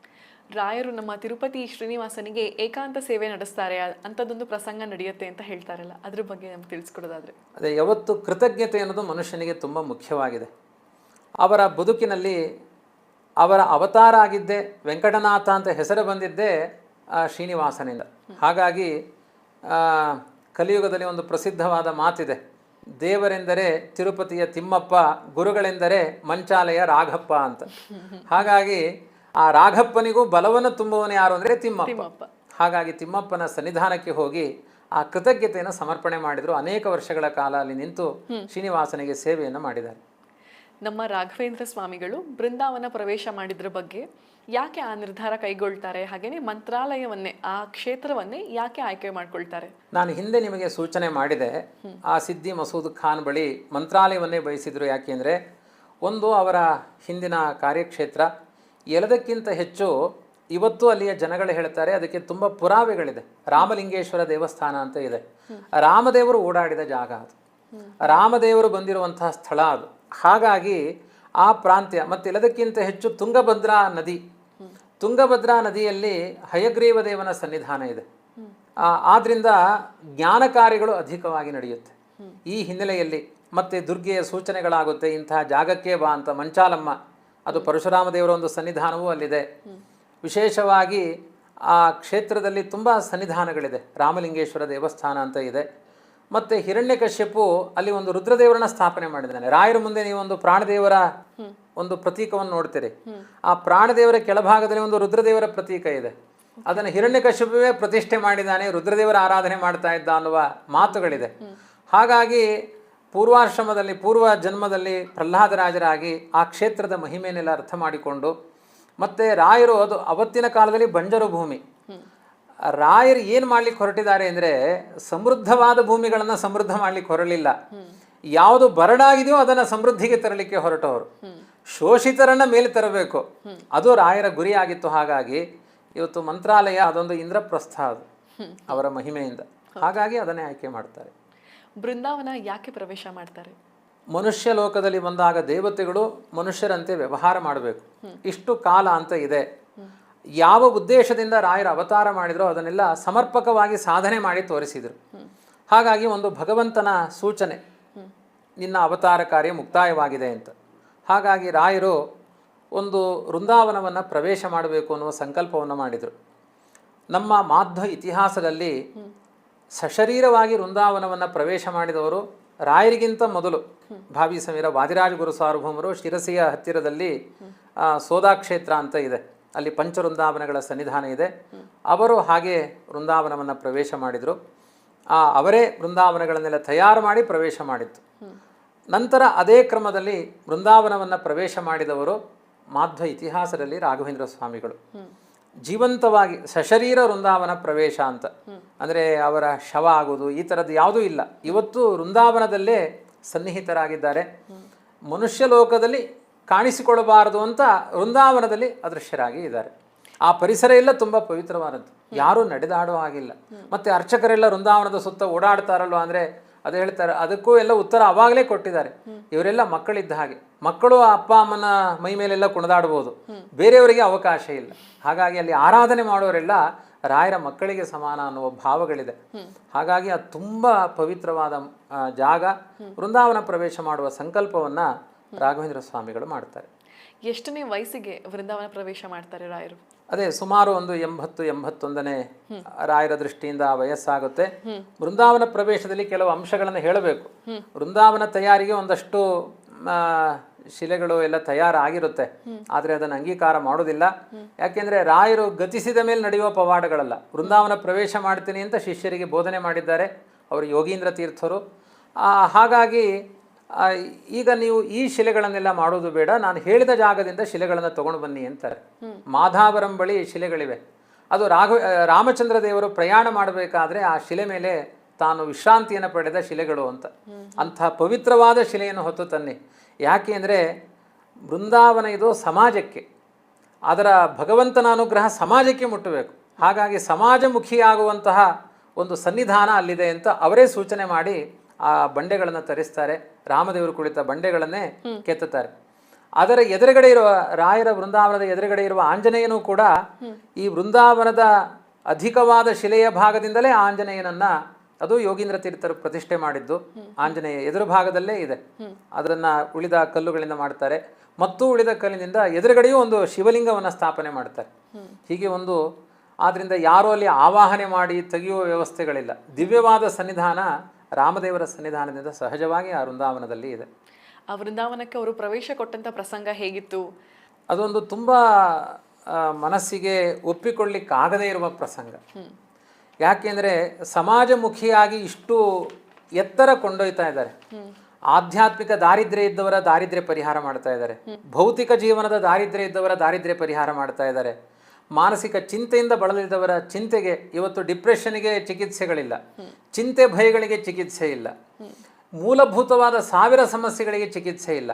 ಅಂತಹದ್ದಕ್ಕೆಲ್ಲ ಒಬ್ಬ ಸಂಜೀವಿನಿಯಾಗಿ ರಾಯರು ಬಂದಿದ್ದಾರೆ. ಅವರು ನಮ್ಮ ಕಣ್ಮುಂದೆ ಅದೃಶ್ಯರಾಗ್ತಾರೆ ಅಂದರೆ ಯಾವ ಸಮಾಜ ಒಪ್ಪಿಕೊಳ್ಳುತ್ತೆ? ಅದನ್ನು ನಾವು ಊಹೆ ಮಾಡಿಕೊಂಡ್ರು ಅದು ದುಃಖದ ಪ್ರಸಂಗ. ಅದಕ್ಕೊಂದು ಸಾಕ್ಷಿಯಾಗಿ ನಿಲ್ಲುವ ಪ್ರಸಂಗವನ್ನು ನಾನು ಉಲ್ಲೇಖ ಮಾಡ್ತೇನೆ. ರಾಯರ ಹತ್ತಿರದ ಅಂತರಂಗ ಭಕ್ತರು ಅಪ್ಪಣ್ಣಾಚಾರ್ಯರು. ಅವರು ಬಿಚ್ಚಾಲಿಯ ಪರಿಸರದಲ್ಲಿರ್ತಾರೆ. ರಾಯರು ಸಶರೀರವಾಗಿ ಬೃಂದಾವನ ಪ್ರವೇಶ ಮಾಡ್ತಾ ಇದ್ದಾರೆ, ಶಿಲೆಗಳನ್ನೆಲ್ಲ ಜೋಡಿಸ್ತಾ ಇದ್ದಾರೆ ಅಂತ ಗೊತ್ತಾದ ತಕ್ಷಣ ಅವರು ಅಲ್ಲಿಂದ ರಾಯರ ಸ್ತೋತ್ರವನ್ನು, ತುಂಬ ದೊಡ್ಡ ವಿದ್ವಾಂಸರು, ಒಂದು ರೀತಿ ಅವರು ಋಷಿಗಳು, ಅವರು ರಾಯರ ವ್ಯಕ್ತಿತ್ವ ವಿಕಸನದ ಋಷಿಗಳು ಅಪ್ಪಣ್ಣಾಚಾರ್ಯರು. ಅವರ ಹೃದಯದಿಂದ ಸಹಜವಾಗಿ ಸ್ತೋತ್ರಗಳು ಗಂಗಾ ಪ್ರವಾಹದಂತೆ ಶ್ರೀಪೂರ್ಣಬೋಧ ಗುರುತೀರ್ಥ ಪಯೋಬ್ಧಿಪಾರ ಅಂತ ಹೇಳಿಕೊಂಡು ಆ ತುಂಗಭದ್ರಾ ನದಿಯನ್ನು ದಾಟಿಕೊಂಡು ಬಿಚ್ಚಾಲಿಯಿಂದ ಒಳದಾರಿಯಲ್ಲಿ ಓಡಿಕೊಂಡು ಬರ್ತಾರೆ ಅಪ್ಪಣ್ಣಾಚಾರ್ಯ. ಇಲ್ಲ, ನಾನು ರಾಯರನ್ನು ದರ್ಶನ ಮಾಡಬೇಕು. ಅವರು ಬರೋದ್ರೊಳಗಡೆಗೆ ಎಲ್ಲ ಶಿಲೆಗಳನ್ನು ಇಟ್ಟುಬಿಟ್ಟು ಆಗಿರುತ್ತೆ. ಅವರಿಗೆ ಮಾತು ಹೊರಡಲ್ಲ, ಕಂಠ ಕಟ್ಟಿಬಿಡುತ್ತೆ. ಯೋ ಭಕ್ತಿಯ ಗುರುರಾಘವೇಂದ್ರ ಚರಣ ದ್ವಂದ್ವಂ ಸ್ಮರನ್ ಎಪ್ಪಡೇತ್ ಸ್ತೋತ್ರಂ ದಿವ್ಯಮಿದಂ ಸದಾನಹಿ ಭವೇತ್ ತಸ್ಯಾಸುಕಂ ಕಿಂಚನ ಕಿಂತು ಇಷ್ಟಾರ್ಥ ಸಮೃದ್ಧಿರೇವ ಕಮಲಾನಾಥ ಪ್ರಸಾದೋದಯಾತ್ ಕೀರ್ತಿರ್ದಿಗ್ವಿದಿತ ವಿಭೂತಿ ರತುಲ. ಇನ್ನೂ ಒಂದು ಸೆಂಟೆನ್ಸ್ ಹೇಳಬೇಕು, ಶ್ಲೋಕ ಪೂರ್ಣ ಆಗಲ್ಲ. ವಿಭೂತಿ ರತುಲ, ಮುಂದೆ ಶ್ಲೋಕ ಬರ್ತಾ ಇಲ್ಲ, ಕಣ್ಣಲ್ಲಿ ನೀರು ಸುರಿತಾ ಇದೆ, ಶ್ಲೋಕ ಬರ್ತಾ ಇಲ್ಲ. ಆ ಶ್ಲೋಕವನ್ನು ವೃಂದಾವನದ ಮೇಲ್ಭಾಗದಲ್ಲಿರುವಂಥ ಹಯಗ್ರೀವ ಸಾಕ್ಷಿ ಅಂತ ವೃಂದಾವನದಿಂದ ಶಬ್ದ, ಮುಂದಿನ ಶಬ್ದ ಜೋಡಣೆ ಆಗುತ್ತೆ, ಸಾಕ್ಷಿ ಹಯಾಸ್ಯೋತ್ರಹಿ. ಅಂದರೆ ನೀನು ಹೇಳಿದ ಎಲ್ಲ ಮಾತುಗಳಿಗೂ ನಾನು ಸಾಕ್ಷಿಯಾಗಿದ್ದೇನೆ ಅಂತ ಹಯಗ್ರೀವ ದೇವರೇ ವೃಂದಾವನದ ಮೇಲ್ಭಾಗದಿಂದ ಆ ಶ್ಲೋಕವನ್ನು ಪೂರ್ಣ ಮಾಡ್ತಾರೆ. ಹೀಗಾಗಿ ರಾಯರ ಸ್ತೋತ್ರಕ್ಕೆ ಸಾಕ್ಷಿ ಯಾರು ಅಂದರೆ ಹಯಗ್ರೀವ ದೇವರು. ಹಯಗ್ರೀವ ದೇವರೇ ಯಾಕೆ ಬಂದರು ಅಂದರೆ, ನಾನು ಅವಾಗಲೇ ಹೇಳಿದೆ, ತುಂಗಾ ನದಿಯ ಜನಕನೇ ಹಯಗ್ರೀವ ಮತ್ತು ಭೂವರಾಹ. ಹಾಗಾಗಿ ಕುದುರೆ ಮುಖದಿಂದ ಹುಟ್ಟುತ್ತೆ ತುಂಗಾ ನದಿ. ಮಂಗಳೂರಿನ ತುಂಗಾ ನದಿ ಹುಟ್ಟುವುದೇ ಕುದುರೆ ಮುಖದಿಂದ. ಕುದುರೆ ಮುಖ ಅಂದರೆ ಹಯಗ್ರೀವ ಅಂತ ಅರ್ಥ. ಹಾಗಾಗಿ ಇಲ್ಲಿ ತುಂಗಾ ಇದೆ. ನಾನು ಸಾಕ್ಷಿಯಾಗಿದ್ದೀನಿ, ನೀನು ಹೇಳಿದ ಎಲ್ಲ ಮಾತುಗಳ ಸತ್ಯ ಅನ್ನಲಿಕ್ಕೆ ನಾನು ಸಾಕ್ಷಿಯಾಗಿದ್ದೀನಿ ಅಂತ ಬರುತ್ತೆ. ಹೀಗಾಗಿ ತುಂಬ ಕಾರಣಿಕವಾದ ವೃಂದಾವನ, ಪ್ರತಿಯೊಬ್ಬರ ಭಾವನೆಗಳಿಗೆ ಸ್ಪಂದಿಸುವಂತಹ ಒಂದು ಅದ್ಭುತವಾದ ಒಂದು ಕಣ್ಣಿಗೆ ನೋಡೋರಿಗೆ ಶಿಲೆ, ಇಲ್ಲದೇ ಇದ್ರೆ ಅದೊಂದು ದೇವತ್ವವನ್ನು ಕಾಣುವಂತಹ ಸನ್ನಿಧಾನ. ಇಂಥ ವೃಂದಾವನಕ್ಕೆ ಅಭಿಷೇಕ ಮಾಡಿರುವಂತಹ ನೀರು ಗಂಗೆಗೆ ಸಮಾನ ಅಂತ ಹೇಳ್ತಾರೆ. ಬೃಂದಾವನದ ನೀರು ಗಂಗೆಗೆ ಸಮಾನ ಅಂತ. ಅದು ಗಂಗೆ ಮಾತ್ರ ಅಲ್ಲ, 3 ಕೋಟಿ ತೀರ್ಥಾಭಿಮಾನಿಗಳೆಲ್ಲ ಅಲ್ಲಿ ಸನ್ನಿಹಿತರಾಗಿದ್ದಾರೆ. ಯಾಕೆಂದರೆ ವೃಂದಾವನವನ್ನು ನಿರ್ಮಾಣ ಮಾಡಬೇಕಾದ್ರೆ 1200 ಲಕ್ಷ್ಮೀನಾರಾಯಣ ಶಾಲಗ್ರಾಮಗಳನ್ನು ವೃಂದಾವನದಲ್ಲಿ ಹಾಕಿದ್ರು ಅಂತ ಇದೆ. ಒಂದು ಕ್ಷೇತ್ರ ಶಾಲಗ್ರಾಮ ಪೂಜೆ ಮಾಡಿದರೆ ಬ್ರಹ್ಮಾಂಡದ ಆರಾಧನೆ ಮಾಡಿದಷ್ಟು ಫಲ ಇದೆ. ಅಂತಹದ್ದು ಅಷ್ಟು ಶಾಲಗ್ರಾಮಗಳನ್ನು ವೃಂದಾವನದ ಒಳಗೆ ಇಟ್ಟಿದ್ದಾರೆ. ಮತ್ತು ವಿಜಯದಾಸರು, ಗೋಪಾಲದಾಸರು, ಜಗನ್ನಾಥದಾಸರೆಲ್ಲ ಅತಿಶಯವಾಗಿ ಸ್ತೋತ್ರ ಮಾಡಿದ್ದಾರೆ. ಅವರೆಲ್ಲ ದೇವರನ್ನು ನೋಡಿದವರು, ಅಪರೋಕ್ಷ ಜ್ಞಾನಿಗಳು. ಅಂಥವರೆಲ್ಲ ರಾಯರನ್ನು ಬಹುವಾಗಿ ಸ್ತೋತ್ರ ಮಾಡಿದ್ದಾರೆ. ಆ ವೃಂದಾವನದಲ್ಲಿ ಏನೆಲ್ಲ ಮಹಿಮೆಗಳಿದೆ ಅಂತ ಅವರು ವರ್ಣನೆ ಮಾಡ್ತಾರೆ. ಪ್ರಧಾನವಾಗಿ ನರಸಿಂಹದೇವರಿದ್ದಾರೆ ವೃಂದಾವನದಲ್ಲಿ. ಆ ನರಸಿಂಹದೇವರು ಏನು ಮಾಡ್ತಾರೆ ಅಂದರೆ, ಎಲ್ಲ ದುರಿತ ನಿವಾರಣ, ಏನೇನೋ ಪಾಪಗಳನ್ನು ಮಾಡಿರ್ತೇವೆ, ಪಾಪಗಳು ನಮ್ಮ ಸುಖಗಳಿಗೆ ಪ್ರತಿಬಂಧಕವಾಗುತ್ತೆ. ಬ್ರಹ್ಮಹತ್ಯಾದಿ ದೋಷಗಳನ್ನೆಲ್ಲ ಪರಿಹಾರ ಮಾಡುವಂತಹ ಶಕ್ತಿ ಆ ವೃಂದಾವನ ಪ್ರದಕ್ಷಿಣೆ ಮಾಡಿದಾಗ ನರಸಿಂಹದೇವರು ನೀಡ್ತಾರೆ. ಅದಾದ ಮೇಲೆ ವಿಶೇಷವಾಗಿ ರಾಮದೇವರಿದ್ದಾರೆ. ಯಾರಿಗೆ ತಿನ್ಲಿಕ್ಕೆ ಗತಿ ಇಲ್ಲ, ಕೆಲಸ ಇಲ್ಲ, ಕಷ್ಟದಲ್ಲಿದ್ದಾರೆ, ಅವರೆಲ್ಲ ದುಃಖಗಳನ್ನು ರಾಮದೇವರು ಅವರು ಪರಿಹಾರ ಮಾಡ್ತಾರೆ ಪ್ರದಕ್ಷಿಣೆ ಮಾಡಿದಾಗ. ಆಮೇಲೆ ಕೃಷ್ಣದೇವರಿದ್ದಾರೆ. ಕೆಲವರಿಗೆ ಮಕ್ಕಳಾಗಿರಲ್ಲ, ಮದುವೆ ಆಗಿರಲ್ಲ, ಉಪನಯನ ಆಗಿರಲ್ಲ, ವಿವಾಹ ಮಾಡಲಿಕ್ಕೆ ಆಗಿರಲ್ಲ, ಕನ್ಯಾ ಕೂಡಿ ಬಂದಿರಲ್ಲ. ಮೊನ್ನೆ ಒಬ್ಬರು ನೀವು ಹೇಳಿದ ಮೇಲೆ ಒಬ್ಬರು ಹಾಗೆ ಒಂದು ಹುಡುಗಿಯನ್ನು ನೋಡಿದ್ದಾರೆ, ವಿವಾಹ ಆಗಲಿಲ್ಲ. ಅವಳು ನೀನು ಬೇಡ ಅಂದ್ಬಿಟ್ಟು ಹೊರಟೋಗ್ಬಿಟ್ಟಿದ್ದಾಳೆ. ಆಮೇಲೆ ಅಲ್ಲಿಗೆ ರಾಯರಿಗೆ ಸೇವೆ ಮಾಡ್ಲಿಕ್ಕೆ ಹೋಗಿದ್ದಾರೆ. ಯಾಕೆಂದರೆ ಅವಳು ಸ್ವಭಾವ ಚೆನ್ನಾಗಿದೆ, ಯಾವುದೋ ಒಂದು ಸಣ್ಣ ಅಂಶದಿಂದ ಅವಳು ನಿರಾಕರಿಸ್ತಾ ಇದ್ದಾಳಲ್ಲ, ರಾಯರ ಸೇವೆ ಮಾಡ್ತೀನಿ, ಅವರು ಕೊಟ್ಟಿದ್ದು ಭಾಗ್ಯ ಅಂತ ಅವರಲ್ಲಿ ಹೋಗಿ ಪ್ರದಕ್ಷಿಣೆ ಮಾಡ್ತಾ ಇದ್ದಾರೆ. ಇವಳಿಗೆ ಸ್ವಪ್ನ ಆಗಿದೆ, ನೀನು ಯಾಕೆ ಬೇಡ ಅಂದಿ, ನಿನ್ನ ಜೀವನದ ಎಲ್ಲ ಶ್ರೇಯಸ್ಸನ್ನು ನಾನು ಅಲ್ಲಿ ಮಾಡ್ತೀನಿ, ನೀನು ಹೋಗು ಮದುವೆ ಆಗು ಅಂತ. ಅವರು ಫೋನ್ ಸ್ವಿಚ್ ಆಫ್ ಮಾಡಿ ಕೂತಿದ್ದಾರೆ. ಬರೋ ತನಕ ಕಾಯ್ದು ಅವ್ರ ನಂಬರಿಗೆ ಹುಡುಕಿ ಹೊಡೆದಾಡಿ ನಿಮ್ಮನ್ನೇ ಮದುವೆ ಆಗೋದು ನಾನು ಅಂತ ಆಗೋದೇ ಇಲ್ಲ ಅನ್ನೋರು ಆಗುತ್ತೆ ಅಂತ. ಇದನ್ನೇ ಅಗಮ್ಯ ಮಹಿಮಾಲೋಕೆ. ಇದು ಇಲ್ಲಿಗೆ ಬರೋಕ್ಕಿಂತ ಮೊದಲು ಕೇಳಿಸಿಕೊಂಡ ವಾರ್ತೆ ನಿಮ್ಮ ಮುಂದೆ ಹೇಳಿದೆ. ಈಗ ಅವರದ್ದು ಕಲ್ಯಾಣ ಆಯ್ತು. ಈಗ ಮೊನ್ನೆ ಅವ್ರ ಕಲ್ಯಾಣವೂ ಆಯ್ತು. ಹೀಗೆ ರಾಯರು ಮಾತನಾಡ್ತಾರೆ ಅಂದ್ರೆ ಸ್ವಪ್ನದಲ್ಲಿ ಬಂದು ಆಪರೇಷನ್ಗಳನ್ನು ಮಾಡ್ತಾರೆ, ಅಲ್ಲಿ ಹೋಗಿ ಮಲಗಿರ್ತಾರೆ, ಬೆಳಿಗ್ಗೆ ಎದ್ದಾಗ ರೋಗ ಇರಲ್ಲ. ಒಬ್ರು ಕ್ಯಾನ್ಸರ್ ರೋಗಿ 3 ವರ್ಷದ ಹಿಂದಿನ ಕಥೆ, ನಾನಲ್ಲಿ ಪ್ರವಚನ ಮಾಡ್ಲಿಕ್ಕೆ ಹೋಗಿದ್ದೆ. ಆಚಾರ್ಯ ಸತ್ಯ ಹೇಳ್ತಾ ಇದ್ದೀನಿ ನೋಡಿ, ಕ್ಯಾನ್ಸರ್ ರೋಗ ಪರಿಹಾರ ಆಗದೆ ತಲೆಯೆಲ್ಲ ಬೋಳಿಸ್ಕೊಂಡಿದ್ದೀನಿ, ಅದಕ್ಕೆಲ್ಲ ಕಿಮೋಥೆರಪಿ ಎಲ್ಲ ಮಾಡಿ ತುಂಬಾ ನನ್ನ ರೋಮ ಎಲ್ಲ ಉದುರೋಗಿದೆ, ಮತ್ತೆ ಅದು ಬೆಳ್ಕೊಂಡಿದೆ ಆಚಾರ್ಯ, ರಾಯರ ಪ್ರದಕ್ಷಿಣೆಗೆ ಬಂದಿದ್ದೀನಿ. ಆಯಿತು, ರಾಯರು ರಾತ್ರಿ ಮಲಗಿ ಆಪರೇಷನ್ ಮಾಡಿದ್ದಾರೆ, ನಿಂದು ರೋಗ ಎಲ್ಲ ವಾಸಿಯಾಗಿದೆ. ಆಮೇಲೆ ಹೋಗಿ ಪರೀಕ್ಷೆ ಮಾಡ್ತಾರೆ, ಕ್ಯಾನ್ಸರ್ ಅಂಶಗಳು ಇಲ್ಲ ಅಲ್ಲಿ. ಅವ್ರು ಇನ್ನೊಂದು ಲ್ಯಾಬಿಗೆ ಕರ್ಕೊಂಡು ಹೋಗಿ ಪರೀಕ್ಷೆ ಮಾಡ್ತಾರೆ, ಇಲ್ಲ ಇಲ್ಲ ಅದು ಏನೋ ತಪ್ಪಾಗಿರ್ಬೇಕು ಬಾ ಅಂತ ಇನ್ನೊಂದು ಲ್ಯಾಬಿಗೆ ಕರ್ಕೊಂಡು ಹೋಗ್ತಾರೆ. ಡಾಕ್ಟ್ರಿಗೆ ಶೇಮ್ ಆಗ್ತಾ ಇದೆ. ಅಲ್ಲಿ ಹೋದ್ರೆ ಅಲ್ಲೂ ಇಲ್ಲ, ಕೊನೆಗೆ ಇಲ್ಲ ಏನೋ ಒಂದು ಪವಾಡ ನಡೆದಿದೆ, ರಾಯರ ಅನುಗ್ರಹ ಆಗಿದೆ, ರಾಯರಿದ್ದಾರೆ. ಮಂತ್ರಾಲಯದ ಗುರು ಪರಂಪರೆ ಬಗ್ಗೆ ಹೇಳೋದಾದ್ರೆ, ಮಂತ್ರಾಲಯದ ಗುರು ಪರಂಪರೆ ಅನ್ನೋದು ತುಂಬ ವಿಸ್ತಾರವಾಗಿ ಇದೆ.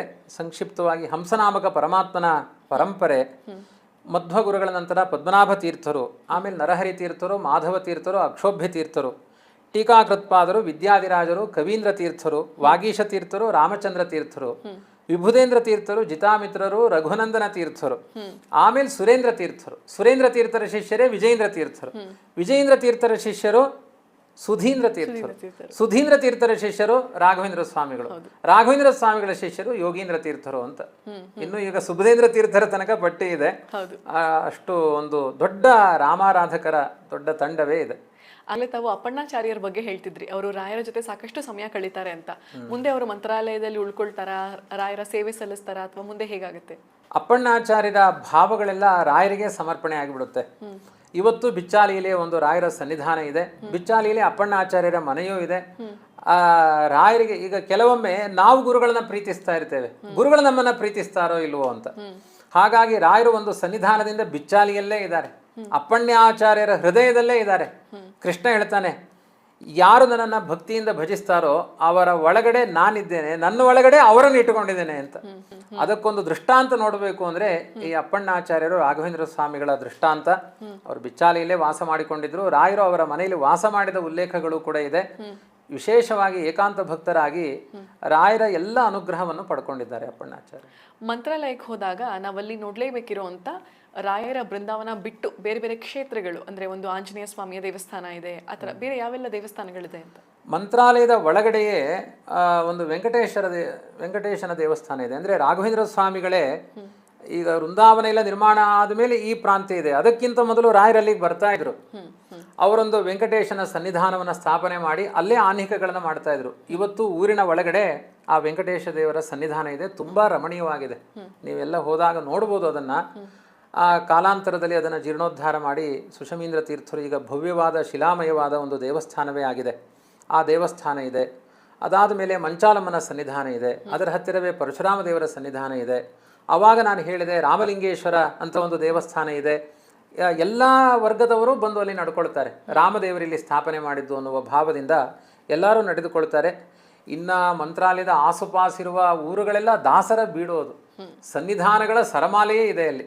ಅದರಿಂದ ಇಂಥ ಒಂದು ಭವ್ಯವಾದ ಸನ್ನಿಧಾನಗಳು. ಅಲ್ಲಿ ನಮ್ಮ ರಾಘವೇಂದ್ರ ಸ್ವಾಮಿಗಳನ್ನೇ ಪ್ರತಿಷ್ಠಾಪನೆ ಮಾಡಿರುವಂಥ ಬಾಲದಲ್ಲಿ 5 ಗಂಟೆಗಳಿರುವಂಥ ಒಂದು ವಿಶೇಷವಾಗಿರೋ ಹನುಮನ ಗುಡಿ ಇದೆ ಅಂತ ಹೇಳ್ತಾರೆ. ಬಾಲದಲ್ಲಿ 1 ಗಂಟೆ ಸಾಮಾನ್ಯ ನಾವು ನೋಡಿರ್ತೀವಿ, 5 ಗಂಟೆ ಯಾಕೆ ಅಂತ? ಅದೇ ರಾಘವೇಂದ್ರ ಸ್ವಾಮಿಗಳು ಸ್ಥಾಪನೆ ಮಾಡಿದ ಹನುಮಂತ ದೇವರು ಆ ಪ್ರಾಂತ್ಯದಲ್ಲಿ, ಅಂದರೆ ಮಂತ್ರಾಲಯದಲ್ಲಿಲ್ಲ, ಮಂತ್ರಾಲಯದ ಹತ್ತಿರ ಒಂದು ಸ್ವಲ್ಪ ದೂರದಲ್ಲಿ ಒಂದು ಪಾಂಡವ ಪ್ರತಿಷ್ಠಾಪಿತ ಹನುಮಂತ ದೇವರು ಅಂತ ಇದ್ದಾರೆ. ವಿಶೇಷವಾಗಿ ಆದ್ವಾನಿಗೆ ಹೋಗ್ಬೇಕಾದ್ರೆ ಸಿಗುತ್ತದು. ಪಾಂಡವರು ಪ್ರತಿಷ್ಠೆ ಮಾಡಿದ ಹನುಮಂತ ದೇವರಲ್ಲಿ 5 ಗಂಟೆಗಳಿದೆ. ಅದು ಒಬ್ಬೊಬ್ರು ಒಂದೊಂದು ಗಂಟೆಗಳನ್ನ ಕಟ್ಟಿದ್ರು. ಈಗ 5 ದೀಪ ಇಟ್ಟು 5 ಜನ ಹೋದಾಗ ಒಬ್ಬೊಬ್ರು ಒಂದೊಂದು ಹಚ್ಚಿ ಎನ್ನುವ ಹಾಗೆ. ಇನ್ನೊಂದು ಚಿತ್ರದುರ್ಗದಲ್ಲಿ ಒಂದು ಮುಖ್ಯ ಪ್ರಾಣದೇವರಿದ್ದಾರೆ. ಅದರಲ್ಲಿ ಒಂದು 5 ಗಂಟೆಗಳಿದೆ. ಅದು ಪಂಚಪ್ರಾಣರಿಗೆ ಪ್ರತೀಕವಾಗಿ 5 ಗಂಟೆಗಳು ಅಂತ ಇದೆ. ಇನ್ನು ಉಳಿದಂತೆ ನನಗೆ ತಿಳಿದ ಹಾಗೆ ರಾಯರು ಪ್ರತಿಷ್ಠೆ ಮಾಡಿದ 5 ಗಂಟೆಯ ಪ್ರಾಣದೇವರು ಪಾಂಡವ ಪ್ರತಿಷ್ಠಾಪಿತವಾದದ್ದಿದೆ. ಅಲ್ಲಿ ರಾಯರು ಹೋಗಿ ನಡ್ಕೊಂಡಿದ್ದಾರೆ ಅಂತ ಹೇಳ್ಬೋದು. ಮಂತ್ರಾಲಯದಲ್ಲಿ ಕೊಡುವಂಥ ಪ್ರಸಾದವನ್ನ ಪರಿಮಳ ಪ್ರಸಾದ ಅಂತ ಯಾಕೆ ಕರೀತಾರೆ? ನೋಡಿ, ಒಂದು ಸೋದೆ ವಾದಿರಾಜ ಮಠದಲ್ಲಿ ಹಯಗ್ರೀವ ಅಂತ ಹೆಸರಿದೆ ಒಂದು ಸ್ವೀಟಿಗೆ. ಇದೆಲ್ಲ ನಮ್ಮ ಹಿಂದೂ ಸಂಸ್ಕಾರಗಳು. ಜಹಂಗೀರು, ಆಮೇಲೆ ಜಿಲೇಬಿ, ಬಾದುಷಹ, ಈಗಾಗಲೇ ಏನೇನೋ ಇದ್ದ ಹೆಸರುಗಳನ್ನೆಲ್ಲ ಈ ಹಿಂದೂ ರಾಷ್ಟ್ರ ಇದು, ನಾವು ಅದನ್ನೆಲ್ಲ ಬದಲಾಯಿಸಿಕೊಂಡಿದ್ದೇವೆ. ಮತ್ತೆ ನೀವು ಯಾಕೆ ಬಾದುಷಹ ಹೇಳ್ತೀರಿ, ಮತ್ತೆ ಯಾಕೆ ಜಹಾಂಗೀರು ಜಿಲೇಬಿ ಅಂತೀರಿ? ಆ ಶಬ್ದಗಳನ್ನು ಬದಲಾಯಿಸಿಕೊಂಡು ಹೇಳಿ. ಒಂದು ರಾಯರ ಪ್ರಸಾದ, ಅದಕ್ಕೊಂದು ನಾಮಕರಣ ಮಾಡಬೇಕು. ರಾಯರ ಪ್ರಸನ್ನತೆಗೆ ತುಂಬ ಕಾರಣವಾದದ್ದು ಯಾವುದು ಅಂದರೆ ಅವರ ಗ್ರಂಥಾಧ್ಯಯನ, ಅದರಲ್ಲಿಯೂ ಪರಿಮಳ ಗ್ರಂಥ. ರಾಯರ ವೃಂದಾವನದಲ್ಲಿ ವೇದವ್ಯಾಸದೇವರ ಸನ್ನಿಧಾನ ಇದೆ, ಜ್ಞಾನದೇವತೆಯವರು. ಆದ್ದರಿಂದ ರಂಗ ನಿನ್ನೆಂಜಲ ಅಂಗೈಲಿ ಉಂಡು ರಾಜಾಂಗಣ ನುಡುಗುವ ಬಡವನಾನಲ್ಲದೆ ಅಂತ ದೇವರ ಮನೆಯ ಅಂಗಣದಲ್ಲಿ ಕಸಗುಡಿಸಿ, ಇವತ್ತು ಇನ್ನೂ ಒಂದು ನಿಮಗೆ ಸ್ವಾರಸ್ಯ ಹೇಳಬೇಕು, ಅತ್ಯಂತ ಶ್ರೀಮಂತರು, ಟೋಕನ್ ವ್ಯವಸ್ಥೆ ಇದೆ, 300 ಕಸಬರಿಕೆ ಇಟ್ಟಿರ್ತಾರೆ, ಒಂದೇ ಗಂಟೆ ಆ ಕಸಬರಿಗೆ ತಗೊಳ್ಳಿಕ್ಕೆ ಟೋಕನ್ ಇರುತ್ತೆ, ಕ್ಯೂ ನಿಂತಿರ್ತಾರೆ, ಕೆಲವರಿಗೆ ಕಸಬರಿಗೆ ಸಿಗಲ್ಲ, ರಾಯರ ಅಂಗಣ ಗುಡಿಸಬೇಕು ಅಂತ ಕಾಯ್ತಿರ್ತಾರೆ ಜನಗಳು. ಅದರಿಂದ ಅವರ ಜೀವನದ 100 ಕಷ್ಟಗಳು ಗುಡಿಸಿ ಹೋಗಿರುತ್ತೆ. ಅಲ್ಲಿ ಕಸಬರಿಗೆ ತಗೊಂಡು ಮಂತ್ರಾಲಯ ಕಸ ಗುಡಿಸಿದ್ರೆ 100 ಕಷ್ಟಗಳು ಪರಿಹಾರ ಆಗಿಬಿಡುತ್ತೆ, ಕಸ ಗುಡಿಸಿದಂಗೆ ಹೋಗ್ಬಿಡುತ್ತೆ ಎನ್ನುವ ನಂಬಿಕೆಗಳಿದೆ. ಹಾಗಾಗಿ ಆ ಅಂಗಣದಲ್ಲಿ ಬಂದು ಆ ಪ್ರಸಾದವನ್ನು ತಿಂದವರಿಗೆ ವಿಶೇಷ ಅನುಗ್ರಹ ಆಗಲಿ. ರಾಯರಿಗೆ ತುಂಬ ಇಷ್ಟವಾದ ಗ್ರಂಥ ಪರಿಮಳ ಗ್ರಂಥ, ಹಾಗಾಗಿ ಅದರ ನಾಮಕರಣವನ್ನು ಗುರುಗಳ ಸಂಯೋಜನೆ ಮಾಡಿದ್ದಾರೆ. ರಾಯರ ಪ್ರಸಾದ ಅಂದಾಗ ಮಂತ್ರಾಕ್ಷತೆ ಕೂಡ ಬಹಳ ಪ್ರಾಮುಖ್ಯತೆ ಪಡ್ಕೊಳ್ಳುತ್ತೆ.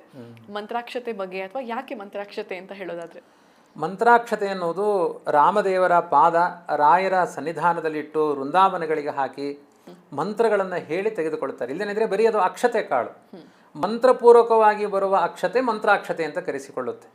ಇದು ಈಗ ನಾನು ಆವಾಗಲೇ ಹೇಳಿದೆ, ಹಂಸನಾಮಕ ಪರಮಾತ್ಮನ ಪರಂಪರೆ ಇದು ರಾಘವೇಂದ್ರ ಮಠ ಅಂತ.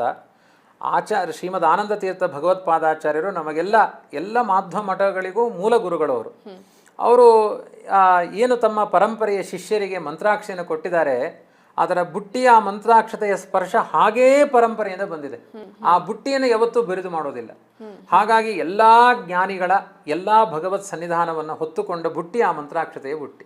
ಅದರಿಂದ ಏನು ಕೊಟ್ಟರು ಅದು ಅಕ್ಕಿಯೇ ಒಂದು ಪರಮ ಮಂಗಳ. ನಮ್ಮ ಉದರದಲ್ಲಿ, ನಮ್ಮ ತಲೆಯಲ್ಲಿ ಎಲ್ಲ ಕಡೆಗೂ ನಮ್ಮ ಮಂಗಳವನ್ನು ಮಾಡುವುದು ಒಂದು ಅಕ್ಕಿ. ಅದನ್ನು ಮಂತ್ರಪೂತವಾಗಿ, ಅದರಲ್ಲಿಯೂ ರಾಯರ ಮಠದ ಮಂತ್ರಾಕ್ಷತೆಗಳಲ್ಲಿ ಅರಿಶಿನ ಮತ್ತು ಸುಣ್ಣವನ್ನು ಮೇಲನ ಮಾಡ್ತಾರೆ. ಅದನ್ನು ಮಾಡುವ ಪದ್ಧತಿಯೇ ಬೇರೆ ಇದೆ.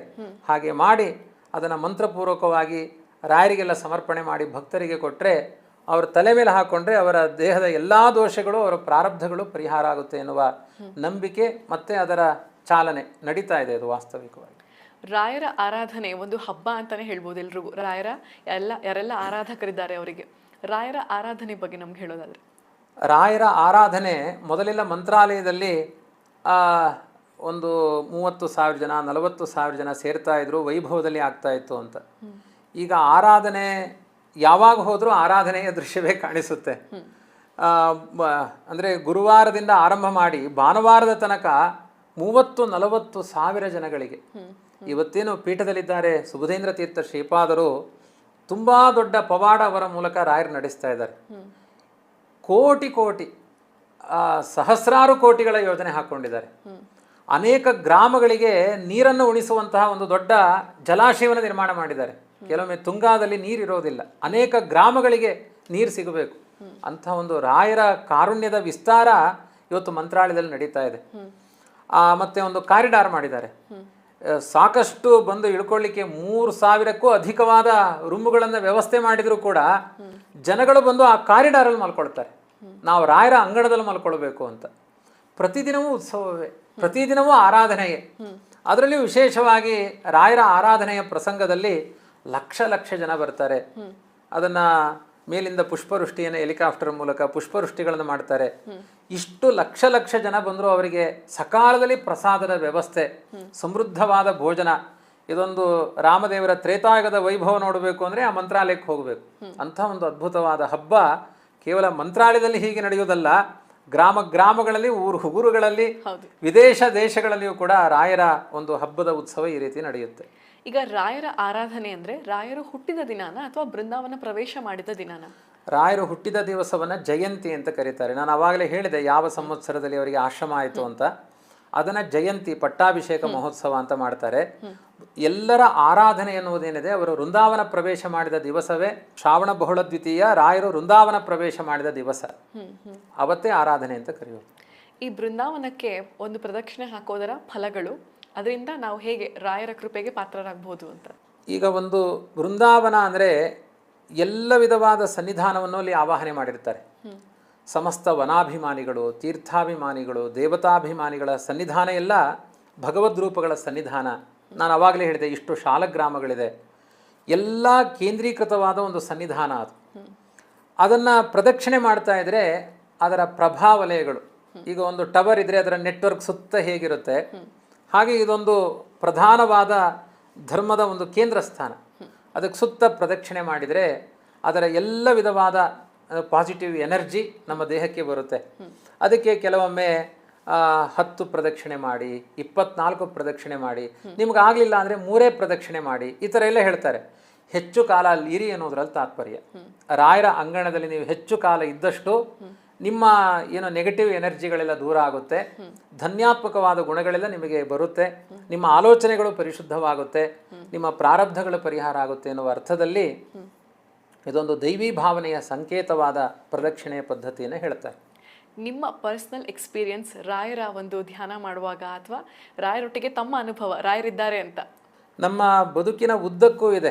ಅದನ್ನು ಹೇಳ್ತಾರಲ್ಲ ಇಂಗ್ಲೀಷಲ್ಲಿ ಪ್ರೆಸೆಂಟ್ ಕಂಟಿನ್ಯೂಯಸ್ ಟೆನ್ಸ್ ಅಂತ. ಅದು ಹಿಂದೆ ಆಗಿದೆ ಅಥವಾ ಮುಂದೆ ನಡೆಯುತ್ತೆ, ಇವತ್ತಾಗಿತ್ತು ಅಲ್ಲ.